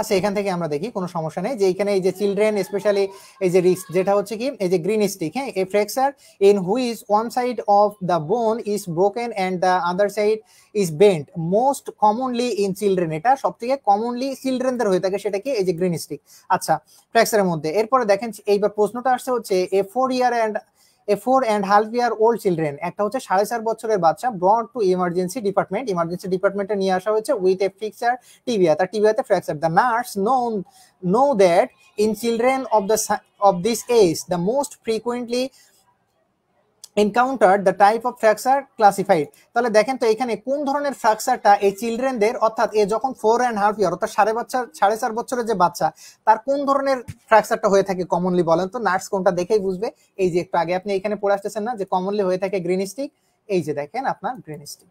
কোন ধরনের প্রশ্নগুলো দেখছেন, এগুলো কিসের মধ্যে পাচ্ছেন বলেন তো আপনি, এই মাসকুলার ডিসঅর্ডার গুলো নিয়ে, যা আপনি আলাদা করে বইয়ের মধ্যে পড়েন নাই। মূলত জায়গাটা হচ্ছে এই জায়গাতে যখন প্রশ্ন আসতেছে তখনই মূলত ঝামেলাটা হয়ে যাচ্ছে। এরপর দেখেন এই ধরনের প্রশ্ন আরো অনেকগুলো আছে, দেখেন elderly woman are more prone to develop hip fracture due to, এই যে দেখেন যে এল্ডারলি ওম্যানদের হচ্ছে বেশি ধরনের কোন ধরনের ফ্র্যাকচার হয়েছে, দেখেন ডিক্সট্রোজেন মানে কেন হয়ে থাকে, এস্ট্রোজেন সিক্রেশন, যখন এস্ট্রোজেন সিক্রেশনটা ডিক্রিজড হয়ে যায় তখন কিন্তু এই মহিলাদের, বিশেষ করে এটা কমনলি মহিলাদের হয়। এই যে দেখেন এটার কিন্তু এই যে আপনার এটার হচ্ছে কি দেওয়া, এটার কিন্তু এক্সপ্লেনেশন দেওয়া। এবং আপনি যখন এইভাবে এখানে দেখেন কি কি ধরনের প্রশ্ন, এখানে সবই দেখেন, what should be the position the limb a nurse should maintain in the patient who had এই যে আন্ডারগন রাইট হিপ হচ্ছে প্রসেসিস সার্জারি, ঠিক আছে। দেখেন এখানে হচ্ছে তাহলে নার্সের এখানে কি সে মেইনটেইন করবে, তা কি মেইনটেইন করা উচিত প্রসেসিস সার্জারির ক্ষেত্রে। তাহলে দেখেন এখানে হচ্ছে কি অ্যাবডাকশন, এখন এই যেগুলো আপনি যখন পড়বেন তখন অ্যাবডাকশন, তারপরে হচ্ছে এগুলোর কিন্তু খুব ডিটেইল এখানে আপনাদের প্রত্যেকটার ক্ষেত্রে এক্সপ্লেনেশন গুলো দেওয়া আছে। অ্যাবডাকশন ক্ষেত্রে এই যে উপরে দেওয়া আছে এগুলোর যে এক্সপ্লেনেশন গুলো আলাদা আলাদা করে দেওয়া আছে। এই যে দেখেন এই যে অ্যাবডাকশন, তারপর হচ্ছে অ্যাডাকশন, ফ্লাক্সেশন, এক্সটেনশন, এগুলো কোনগুলোকে বলা হয়, ঠিক আছে। তাহলে এই যে দেখেন এই যে মেইন এখানে প্রত্যেকটা আলাদা আলাদা করে দেওয়া আছে, লেটারাল হচ্ছে, তারপরে হচ্ছে bending of the head or trunk, কিভাবে কি সব ডিটেইল এখানে এক্সপ্লেনেশন দেওয়া। তারপরে যখন এই যে দেখেন একজন নার্সের বিশেষ করে কি করা উচিত, ম্যানেজমেন্ট গুলা কি কি, পরেরটা দেখেন the nurse is a caring for the client who had total নি রিপ্লেসমেন্ট, ঠিক আছে, tea care with data would the nurse observe determine if nursing intervention are effective that। তাহলে দেখেন এখানে বলছে যে একজনের কি করা হয়েছে, যে নি রিপ্লেসমেন্ট করা হয়েছে, ঠিক আছে। তো সেই ক্ষেত্রে যে এই যে কোন ডাটাগুলা নার্স অবজার্ভ করবে এবং সে কোন ইন্টারভেনশনগুলো তার জন্য ইফেক্টিভ হবে। তাহলে এই যে দেখেন এখানে কিন্তু এই যদি আপনি এইভাবে বুঝে বুঝে প্রশ্নগুলো পড়েন, আর দ্বিতীয় কথা হচ্ছে যে আপনি যদি এই ধরনের প্রশ্নগুলো পড়েন, অর্থাৎ ডিজিজগুলা একই সাথে দেখেন, আমরা ওটা দেখলাম হচ্ছে ডিজিজ ফ্র্যাকচার, এখানে দেখেন অস্টিওপোরোসিস হয়ে থাকে, এরপরে দেখেন এই যে দেখেন অস্টিওমাইলিটিস হয়ে থাকে, এরপরে দেখেন আরো আছে আর্থারাইটিস আছে, এগুলো সব কিন্তু আমাদের এইখানে হচ্ছে। তাহলে এইভাবে যদি আপনি পড়েন তাহলে দেখবেন যে একই সাথে আপনার এই যে আপনার এই বড় বড় প্রশ্নগুলো পড়ার একটা এই যে টেন্ডেন্সি তৈরি হচ্ছে, আপনার এগুলো একটা প্র্যাকটিসের মধ্যে থাকতেছে এবং এই ধরনের প্রশ্নগুলো হুবহু উঠাই দিচ্ছে। আর আপনার যে বেসিক কোশ্চেন গুলো না, বেসিক কোশ্চেন আপনি পারবেন, আপনি এই যে প্রথমের দিকে আমি যেগুলো দেখালাম দেখেন এই প্রশ্নগুলো আপনি পারবেন কিনা, এবং এগুলো দুই একবার পড়লে আপনি পারবেন যে হচ্ছে কোনটা স্পঞ্জি বন, তারপরে হচ্ছে newborn skeleton is made up of কতগুলা বন, একদম জন্মগত অর্থাৎ নবগত বাচ্চার কতগুলা বন নিয়ে এসে জন্মগ্রহণ করে, এই সমস্ত প্রশ্ন আপনি পারবেন না, বেসিক প্রশ্ন আপনি পারবেন। আপনার মূলত যে জায়গাতে সমস্যা ওই জায়গাতে ট্রিটমেন্ট করেন। আর আপনি পড়া শুরু করছেন কি সেই পুরনো ধাঁচের পড়া, অর্থাৎ আপনি সেই বই নিচ্ছেন, এরকম আপনার ধরেন এই মেডিকেল বই ধরতেছেন, মেডিকেল বই ধরে আপনার একদম ডিটেইল সেই প্রশ্ন পড়ার মতো পড়তেছেন। আপনার সম্ভব 3 বছরের বই পড়া? আপনি বলেন 3 বছরের বই সব আবার নতুন করে চ্যাপ্টার ওয়াইজ আপনার পড়া সম্ভব? আপনি বুঝতে পারতেছেন কিভাবে পড়তে হবে আপনাকে? এখন আপনারা শুরু করছেন ওই ধাঁচের পড়া, ওইভাবে পড়লে কিন্তু আবার একই জায়গাতে কট খাবেন। আমার কথা শোনেন, আর আপনার তো নিজের মধ্যে একটু বুদ্ধি আছে, এই বুদ্ধিটা আপনি অ্যাপ্লাই করেন। আপনি এইটুকু বোঝেন নিজে নিজে যে আপনি যেভাবে পড়তেছেন ওই বই ধরে ধরে আবার নতুন করে প্রশ্ন রিডিং পড়া, ওইভাবে পড়ে কি আপনি এইভাবে ইফেক্টিভ করতে পারবেন? পারবেন না। আপনি যদি এই স্কেল থেকে কতটা প্রশ্ন হয়, এই মাসেল থেকে কতগুলা প্রশ্ন হবে, এই মাসেল থেকে কত ধরনের প্রশ্ন আসবে, এই মাসেল ধরনের যতগুলো এমসিকিউ আছে, আপনি যদি এইভাবে কমপ্লিট করেন তাহলে আপনার কমপ্লিট হবে। এবং স্কেলেটাল সিস্টেম নিয়ে শুধু আপনার দেখেন 113টা প্রশ্ন কমপ্লিট করতে হবে, এখানে কিন্তু দুইটা কভার হয়ে যাচ্ছে। এবার দেখেন এই যে আপনি যখন এই যে ম্যানেজমেন্ট গুলো পড়ছেন না, একই সাথে দেখেন আপনার এখন প্রথমেই দেওয়া আছে এখানে যে medical surgical nursing including anatomy and physiology, তার মানে অ্যানাটমি অ্যান্ড ফিজিওলজির সাথে একই সাথে আপনাকে মেডিকেল সার্জিক্যালটা কমপ্লিট করতে হবে, তাহলে আপনি টোটাল সিস্টেম, ফাংশন এবং আপনার নার্সিং ম্যানেজমেন্ট তিনটাই কভার হয়ে যাবে, সাথে দুইটা সাবজেক্ট একই সাথে কভার হয়ে যাবে। আর যারা বিএসসিতে আছেন 3টা সাবজেক্ট একই সাথে কভার হয়ে যাচ্ছে, অ্যানাটমি, ফিজিওলজি এবং মেডিকেল সার্জিক্যাল। আমার কথা কি বুঝতে পারছেন পড়ার সিস্টেমটা কি? আর প্লাস হচ্ছে যে আপনি এমসিকিউ গুলা কিভাবে পড়বেন, আপনি যদি ওইভাবে পড়তে যান না যে আপনি ওই মানে হজবরলা টাইপের, তার মানে আপনি পড়তেছেন স্কেলেটাল সিস্টেম, আপনি স্কেলেটাল সিস্টেম পড়তে পড়তে আপনি চলে যাচ্ছেন ইন্টিগুমেন্টারি সিস্টেম, আপনি চলে যাচ্ছেন ইউরিনারি সিস্টেমের ওই এমসিকিউ এর অপশনগুলো টেনে টেনে পড়তে, মিক্সড করে ফেলেন না। পড়া একটা সিরিয়ালে পড়েন, বিশ্বাস করেন আপনার মনে থাকবে। এবং এইভাবে আপনি বিশ্বাস হলে একদিন পড়েন, মনে না থাকলে আমার বলেন যে ভাই এইভাবে পড়লে ইফেক্টিভ হচ্ছে না। আমি এই কথাই বলতেছি যে আমার এইভাবে পড়তে হবে বিষয়টা এটা না, আমার তো কমন সেন্স আছে যে আমি কিভাবে পড়লে আমি পারবো বা কিভাবে আমার পড়া উচিত, সেইভাবে পড়েন। এইটাই হচ্ছে আমার কথা, আপনি সেইভাবে পড়েন। এখন যদি আপনার মনে হয় যে না আমি এই পুরো ধরেন যে বই, ফার্স্ট ইয়ারের টোটাল 6-7টা বই, আমার সেকেন্ড ইয়ারের টোটাল 5-6টা বই, আমার থার্ড ইয়ারের 5টা বই, আমি যদি এইগুলো সব এখন হ্যাঁ এই 15টা বই আমি পড়ে শেষ করতে পারবো, সমস্যা নেই ভাই, আপনি প্রথম থেকে আবার চ্যাপ্টার ধরে ধরে পড়া শুরু করেন। কিন্তু অনেক টপিক আছে যা আপনার বইয়ের মধ্যে থেকে রিলেটেড না। কিছু কিছু টপিক আছে এমএসসির, কিছু কিছু টপিক আছে এবং সেগুলো পড়ার সিস্টেম আছে। সেগুলো হচ্ছে ডিসঅর্ডার গুলো কিভাবে আলাদা করে পড়তে হবে, পেডিয়াট্রিকের ডিসঅর্ডার গুলো কিভাবে আলাদা করে পড়তে হবে, কোন কোন ডিজিজ গুলো বেসিক্যালি হয়ে থাকে, এই জায়গাগুলো আলাদা করে পড়তে হবে এবং এগুলো এমসিকিউ স্টাইলে আপনাকে পড়তে হবে। তাহলে কিন্তু আবার ধরা খাওয়ার সম্ভাবনা 90%। আপনি শিওর থাকেন, এটা এটা আপনি নিজে বুঝতে পারতেছেন। কেননা দেখেন, আপনি আপনি আমি বললাম যে আপনি স্কেলেটাল সিস্টেম পড়ে আসেন, আপনি পড়েন আপনার মতো করে, আপনি আপনার মতো করে পড়েন। আর দ্বিতীয় হচ্ছে, আমি আপনাকে আগামীকাল এখান থেকে আপনাকে প্রশ্ন করি, দেখেন কট খান কিনা। আমি আপনাকে প্রশ্ন করতেছি, দেখেন আপনারা ঠিকই আপনারা ধরা খাবেন। আর আপনার ওই যে প্রশ্ন বিভিন্ন জায়গাতে দেখলাম, আমি এখানে কাউকে নেগলেক্ট করছি না বা কাউকে ই করে কথা বলছি না, কিন্তু আমাদের পড়ার সিস্টেমটা চেঞ্জ করতে হবে ভাই। ওই গড়বড়া পড়ার মধ্যে পড়ে থাকলে এই যে নতুন যে প্রশ্ন প্যাটার্নের প্রশ্ন হচ্ছে, এই প্রশ্নতে মানে ভালো করা খুব টাফ হয়ে যাবে যদি আপনি গড়বাদা পড়ার মধ্যে থাকেন। আমার আমার কথা কি বুঝতে পারছেন আপনারা, যে কিভাবে পড়া উচিত বা আমাদের কিভাবে আগানো উচিত? একটু কমেন্ট করে জানাবেন যে আমার কথাটা আপনারা বুঝতে পারছেন কিনা, যে আসলে কি আমরা আমরা সঠিক ওয়েতে আগাচ্ছি বা আমরা ঝামেলার মধ্যে আছি কিনা এখনো, এই আমার পড়ার সিস্টেমটা চেঞ্জ করতে হবে কিনা, এগুলো আপনারা বুঝতে পারছেন কিনা একটু আমাকে জানান। আর আপনাদের যদি কোনো প্রশ্ন থেকে থাকে প্রশ্ন বলেন। হ্যাঁ, আমি তো আপনাকে একটা পিডিএফ দিয়ে দিলাম স্কেলেটাল সিস্টেম, এটা তো সমস্যা না, কিন্তু এইখানে তো টোটাল সাবজেক্টই আপনার কটা, 12টা, মিনিমাম 12টা গাইনোস্ট্রাকটিভ দিয়ে। তারপরে হচ্ছে টোটাল যদি আমি আপনাকে শুধুমাত্র সাবজেক্টগুলোর নামগুলো ইন্ডিভিজুয়ালি বলি, তাহলে আপনাকে ধরেন ফান্ডামেন্টাল অফ নার্সিং আপনাকে পড়তে হচ্ছে, মেডিকেল সার্জিক্যাল, অ্যানাটমি, ফিজিওলজি, তারপর হচ্ছে পেডিয়াট্রিক নার্সিং। এরপরে আলাদা করে পড়তে হবে হচ্ছে অঙ্কোলজি, আপনাকে আলাদা করে পড়তে হবে, এখানে প্রত্যেকটা সিস্টেম আপনাদেরকে পড়তে হবে আলাদা করে। এরপরে কমিউনিটি হেলথ পড়তে হবে, তারপরে হচ্ছে এই যে অবস্টেট্রিক এবং গাইনোলজিক্যাল নার্সিং, গাইনোলজিক্যাল নার্সিং আলাদা করে পড়তে হবে। এবং যদি আপনি এইভাবে পড়েন তাহলে প্রশ্ন আসতে পারে, ভাই যে এইভাবে পড়লে কি আমাদের শুধুমাত্র ডিপ্লোমাদের কমপ্লিট হবে, বিএসসি দের কমপ্লিট হবে নাকি মিডওয়াইফারিদের? এইভাবে যদি আপনি পড়েন তিনটার একদম প্রপার কমপ্লিট হয়ে যাবে, বিএসসি, মিডওয়াইফারি এবং ডিপ্লোমা। এবং আপনার পড়াটা হবে একদম কত স্ট্যান্ডার্ড ক্যাটাগরাইজড, সেটা আমি আশা করছি বুঝতে পারছেন যে এই প্রশ্নগুলো কেমন, প্রশ্নগুলো দেখে বুঝতে পারতেছেন। এই ডিসঅর্ডার যখন আপনি আলাদা করে পড়বেন, এছাড়াও আপনার অনেক প্রশ্ন আসে অ্যানালিটিক্যাল কোশ্চেন। আমি যদি ইন্টিগুমেন্টারির মধ্যে আপনাদেরকে দেখাই, দেখেন ইন্টিগুমেন্টারি এখনো চলছে, দেখেন এখানে স্কিনের আলাদা করে প্রশ্ন, স্কিন রিলেটেড ডিসঅর্ডার গুলো দেখেন, এই যে দেখেন কোন ধরনের প্রশ্ন আসছে, আমি সেখানেও যাচ্ছি। এই যে দেখেন ইন্টিগুমেন্টারি ডিসঅর্ডার গুলো কি, এই যে বার্ন গুলো থেকে কোন ধরনের প্রশ্ন আসে, বিশ্বাস করেন আপনি বইয়ের মধ্যে এরকম ভাবে পড়েন নাই, পাবেন না আপনি ওই জায়গাগুলো। আপনি যে নিউরন পড়তেছেন বা আপনি যে অন্য বইগুলো পড়তেছেন না, আপনি ওই জায়গাতে এটা পাবেন না। অনেক প্রশ্ন আছে, অনেক জায়গা পাবেন ঠিকই, কিন্তু আপনি বুঝতে পারবেন না, যেটা এইভাবে যদি আপনি সহজভাবে এক্সপ্লেনেশন না করেন। মানে ওইখানে একভাবে দেওয়া, আপনার প্রশ্নের মধ্যে ওই সেম প্রশ্ন একটু ঘুরে আসতেছে, আপনি পারবেন না ওইভাবে, তখন বুঝতে পারবেন না, সমস্যা হয়ে যাবে। এরপরে দেখেন যে এখানে কোন কোন ধরনের এগুলো হয়ে থাকে, যেমন এই একটা দেখেন যে accurate estimation of large burn area is done by, আপনি কোন ধরনের মানে কোন এস্টিমেশন হচ্ছে ই করে আপনি ফলো করে এই যে এরিয়াগুলো আপনি লার্জ বার্নগুলো কিভাবে মেজার করবেন, সেটা রুল অফ 9। রুল অফ 9 আমরা জানি সব থেকে আমরা বেশি ইউজ করি, বাট রুল অফ 9 এখানে সহজ মানে সঠিক উত্তর না, এখানে লাউন্ড অ্যান্ড বর্ডার চার্ট। এই লাউন্ড অ্যান্ড বর্ডার চার্ট দেখেন, আমরা রুল অফ 9 মেজার করি হচ্ছে যে বডির কোন কোন পার্টগুলো পারছে কত পার্সেন্টেজ, কিন্তু এই যে লাউন্ড অ্যান্ড বর্ডার চার্ট এইটার মাধ্যমে বোঝানো হয় যে একদম বয়স থেকে শুরু করে প্রত্যেকটা অর্গানের কতটুকু পুড়ছে এবং সেই পড়ার উপরে কতটুকু পার্সেন্টেজ হচ্ছে সেই জায়গা অনুযায়ী। এবং আপনাকে এইটা বেস্ট অ্যান্সার, এবং এই প্রশ্ন আসলে সবাই দিবে রুল অফ 9। এটা তো আপনার বইয়ে আলাদা করে লন্ডন এই যে লাউন্ড অ্যান্ড বর্ডার চার্ট আলাদা করে দেওয়া না এইভাবে, তাহলে তো আপনি রুল অফ 9ই দিবেন, তাহলে সবগুলো তো আপনি বইয়ের মধ্যেও অনেকগুলা পাবেন না। তাইলে ডিপ্রেশনে যাওয়ার প্রয়োজন নাই ভাই, পড়া সিস্টেম চেঞ্জ করে ফেলতে হবে, ঠিক আছে?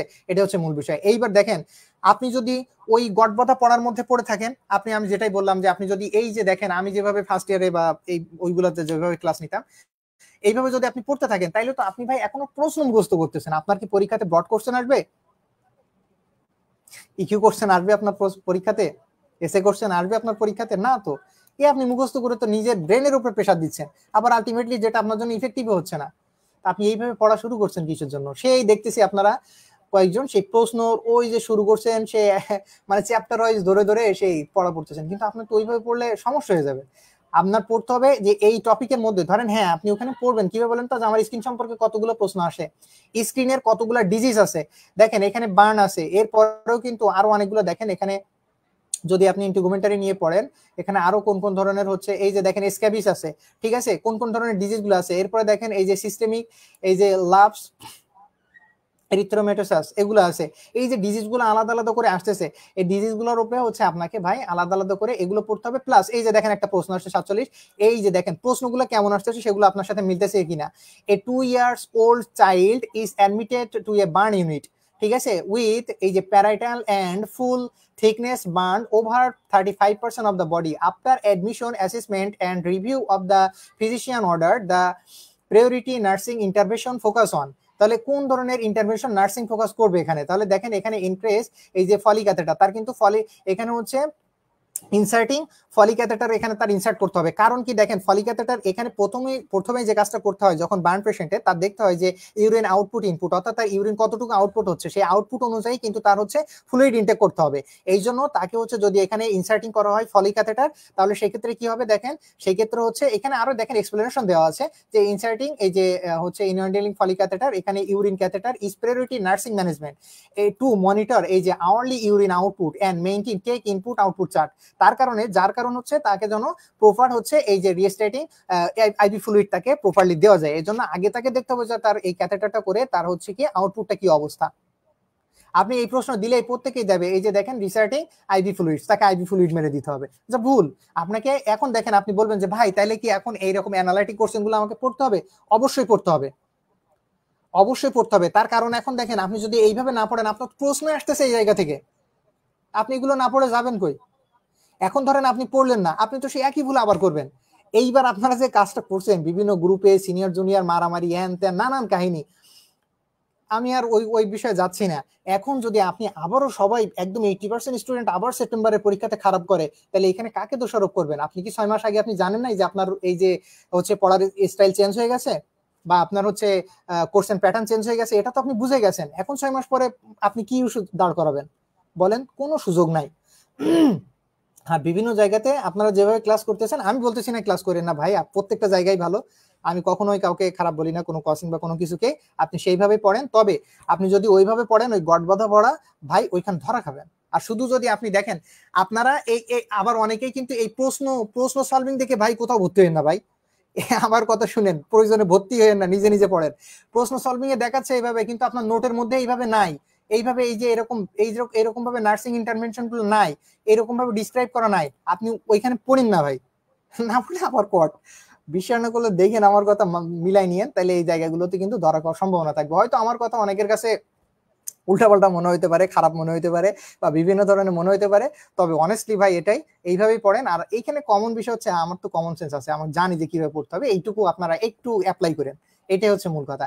তাহলে এখানে দেখেন আপনারা যখন অ্যানাটমি পড়তেছেন একই সাথে মেডিকেল সার্জিক্যাল ইনক্লুড করে ফেলেন ওর সাথে, ফেলিয়ে ওখান থেকে এই যে নার্সিং ইন্টারভেনশন অর্থাৎ নার্সিং ম্যানেজমেন্ট, দেখেন প্রশ্নগুলা a 4 year old female child, দেখেন 4 year old female child suffered severe burn in house fire, মানে ঘর পুড়ে গেছে, তার সাথে একটা 4 বছরের মেয়ে চিলড্রেন এখানে কি করছে, সেও পুড়ে গেছে মানে ঘরের আগুনের সাথে। এখন how will you examine the extent এই যে হার বার্নস, আপনি কিভাবে তাকে হচ্ছে এই তার বার্নস গুলা কিভাবে আপনি কি করবেন, এই যে মানে এক্সামিন করবেন অর্থাৎ পরীক্ষা করবেন। এখন এইটা ম্যাক্সিমাম স্টুডেন্ট আপনার রুল অফ 9 দিবেন। এখানে যদি রুল অফ 9 থাকতো 10 দেওয়া, যদিও রুল অফ 9 দিবেন, কেননা আমরা জানি যে রুল অফ 9 এ কত পার্সেন্টেজ পড়ছে এইটা আমরাই করি।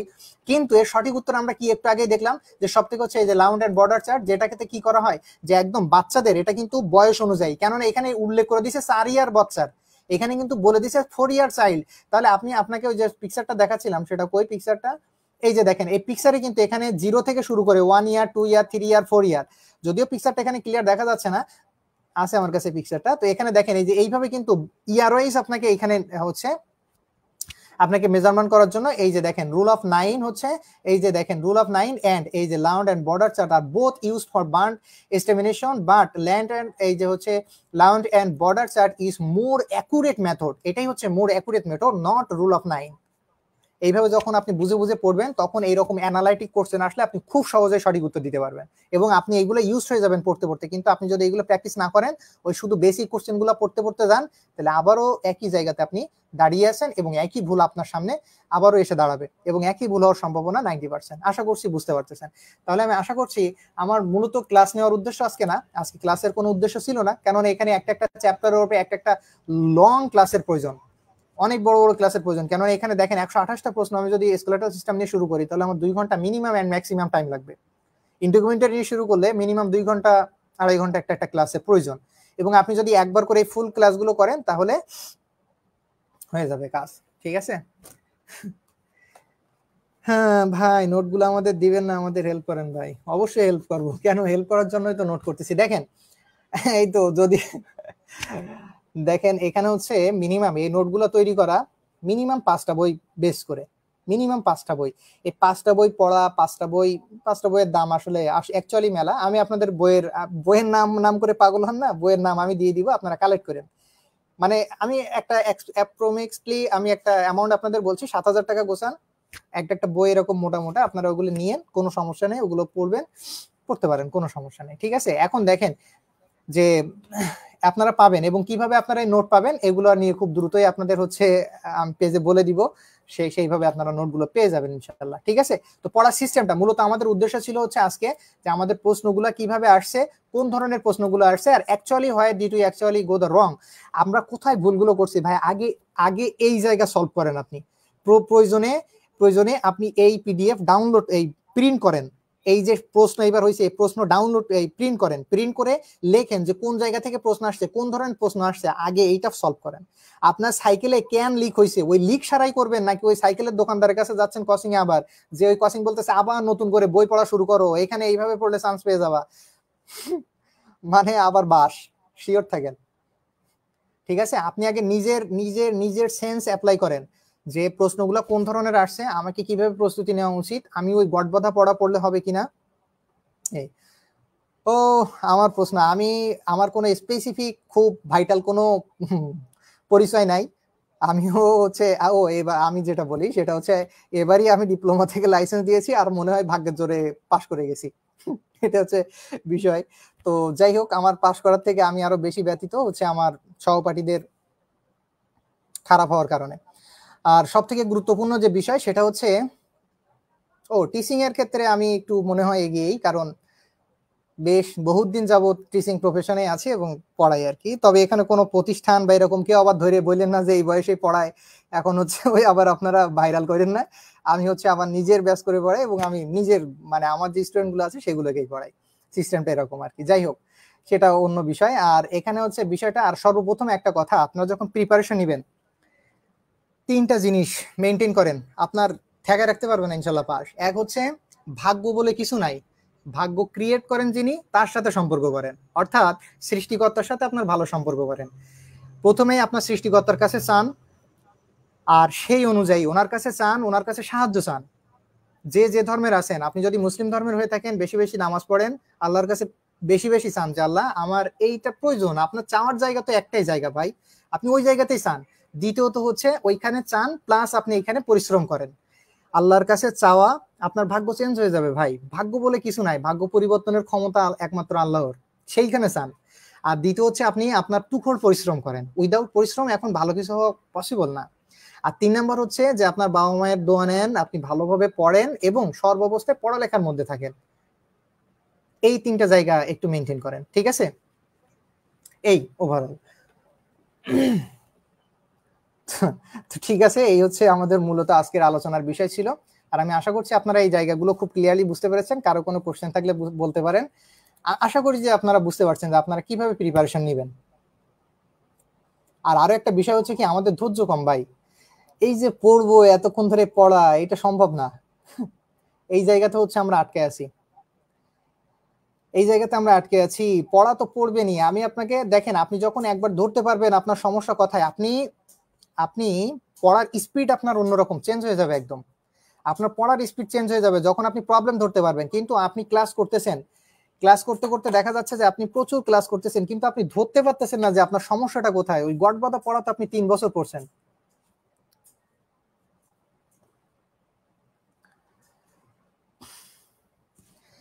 কোশ্চেন প্যাটার্ন পিডিএফ কিভাবে পাবেন ইনশাল্লাহ সেটা নিয়ে খুব দ্রুতই আমি পেজে জানিয়ে দিব। কেননা একটা একটা একটা শীট তৈরি করতে মানে প্রচুর পরিশ্রম করা লাগে। এটা আপনারা বিশ্বাস করেন না করেন সেটা আপনাদের ব্যাপার। এটা আসলে প্রচুর পরিশ্রম করা লাগে, 3-4টা বই ঘাটা, এগুলো টাইপ করা, হিউজ টাইম প্লাস অনেক পরিশ্রমের একটা ব্যাপার। আমি গ্রুপে জানিয়ে দিব এবং পেজে জানিয়ে দিব। তবে এই হচ্ছে ছিল আজকে আমাদের basic question pattern and how we will take preparation for next licence exam. এটা নিয়ে হচ্ছে আমাদের আজকের একদম বেসিক ক্লাস ছিল। ইনশাল্লাহ আমরা খুব দ্রুতই হচ্ছে আমি আপনাদেরকে বেশ কয়েকটা চ্যাপ্টারের অর্থাৎ ইন্ডিভিজুয়াল সাবজেক্টের কয়েকটা ক্লাস ইনশাল্লাহ নিয়ে দিব। ঠিক আছে, আমি ক্লাস নিব এবং আমি আপনাদেরকে খুব ডিটেইল এবং খুব সুন্দর করে আমি যে ক্লাসটা নিব একদম টপিক কমপ্লিট করে দিব। ওই টপিক থেকে যদি কখনো কোনোদিন প্রশ্ন আসে আমাকে বলেন যে ওই জায়গা থেকে আপনি প্রশ্ন আসছে আর আপনি পারেন নাই এবং কোন ধরনের প্রশ্ন আসছে যা আপনার জানা নেই। ইনশাল্লাহ আমি হচ্ছে হয়তো খুব শীঘ্রই রিসেন্টলি আগামীকাল অথবা পরশুর মধ্যে আমি আপনার পেজে জানিয়ে দিব কি ক্লাস হবে এবং কখন হবে। ইনশাল্লাহ আমি চেষ্টা করব খুব শর্ট একটা টপিকের উপরে ছোট্ট করে একদম প্রপার ক্লাস নেওয়ার।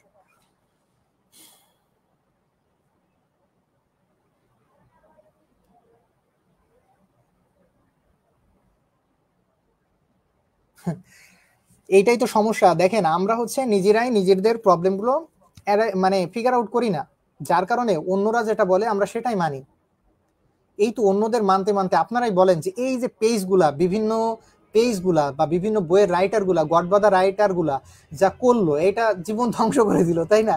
এখন আমি ওনাদেরও দোষ দিব না, কারণ দেখেন যদি প্রশ্ন প্যাটার্ন চেঞ্জ না হইতো আর যদি ওই বইগুলা থেকে কমন আসতো আপনারাই বলতেন যে এই বই সেরা, এই বই পড়তে হবে। বলেন এই কথা আমরাই বলতাম, এই কথা আমরাই বলতাম, আমরা বলতাম না এই কথা? অবশ্যই বলতাম। এই জন্য হচ্ছে ওই সমস্ত কোনো বলে কোনো লাভ নাই। প্রশ্ন প্যাটার্ন যেভাবে চেঞ্জ হচ্ছে আপনাকে সেইভাবে চেঞ্জ হতে হবে এবং আপনাকে সেইভাবে পড়তে হবে।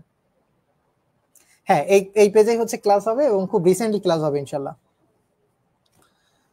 তো আই হোপ আপনারা প্রত্যেকেই খুব ক্লিয়ারলি এন্ড কমপ্লিটলি বুঝতে পেরেছেন যে আপনারা নেক্সট কিভাবে আপনারা প্রিপারেশন নেবেন, কিভাবে প্রিপারেশন নিতে হবে এবং আমরা বিভিন্ন জায়গাতে যে ক্লাসগুলো করছি সেটা আমাদের জন্য আসলে ইফেক্টিভ হচ্ছে কিনা, এটাই হচ্ছে মূল বিষয় জানানোর। তাহলে আশা করছি আর কারো কোনো প্রশ্ন নেই। ওকে, ধন্যবাদ। যদি উপকৃত হন এটুকুই আলহামদুলিল্লাহ। আরেকটা বলছেন যে হ্যাঁ হ্যাঁ সাজাই পড়তে পারবো না। হ্যাঁ, এটা সাজাইতে গেলে আমি বললাম যে এটা সাজাইতে গেলে একটু টাফ হয়ে যাবে, কেননা 5টা বই প্রথমত 7-8 হাজার টাকা দিয়ে কেনা আপনাদের জন্য টাফ হয়ে যাবে ম্যাক্সিমাম স্টুডেন্টের জন্য। দ্বিতীয়ত হচ্ছে প্রতিদিন ক্লাস হবে না, ক্লাস হবে ব্যাচগুলোতে। এইভাবে ক্লাস ফ্রি ক্লাসগুলো হবে কয়েকটা, বেশ কয়েকটা ক্লাস হবে এবং আমি চেষ্টা করবো যতটুকু হেল্প করা যায়, তবে রেগুলার না। ওকে, জানিয়ে দেওয়া হবে গ্রুপে আপনাদের কিভাবে কি করবেন। তো ঠিক আছে, সবাই ভালো থাকেন, সুস্থ থাকেন, সবার জন্য অনেক অনেক শুভকামনা। সবাই আমার জন্য দোয়া করবেন। আল্লাহ হাফেজ। আল্লাহ। ওকে।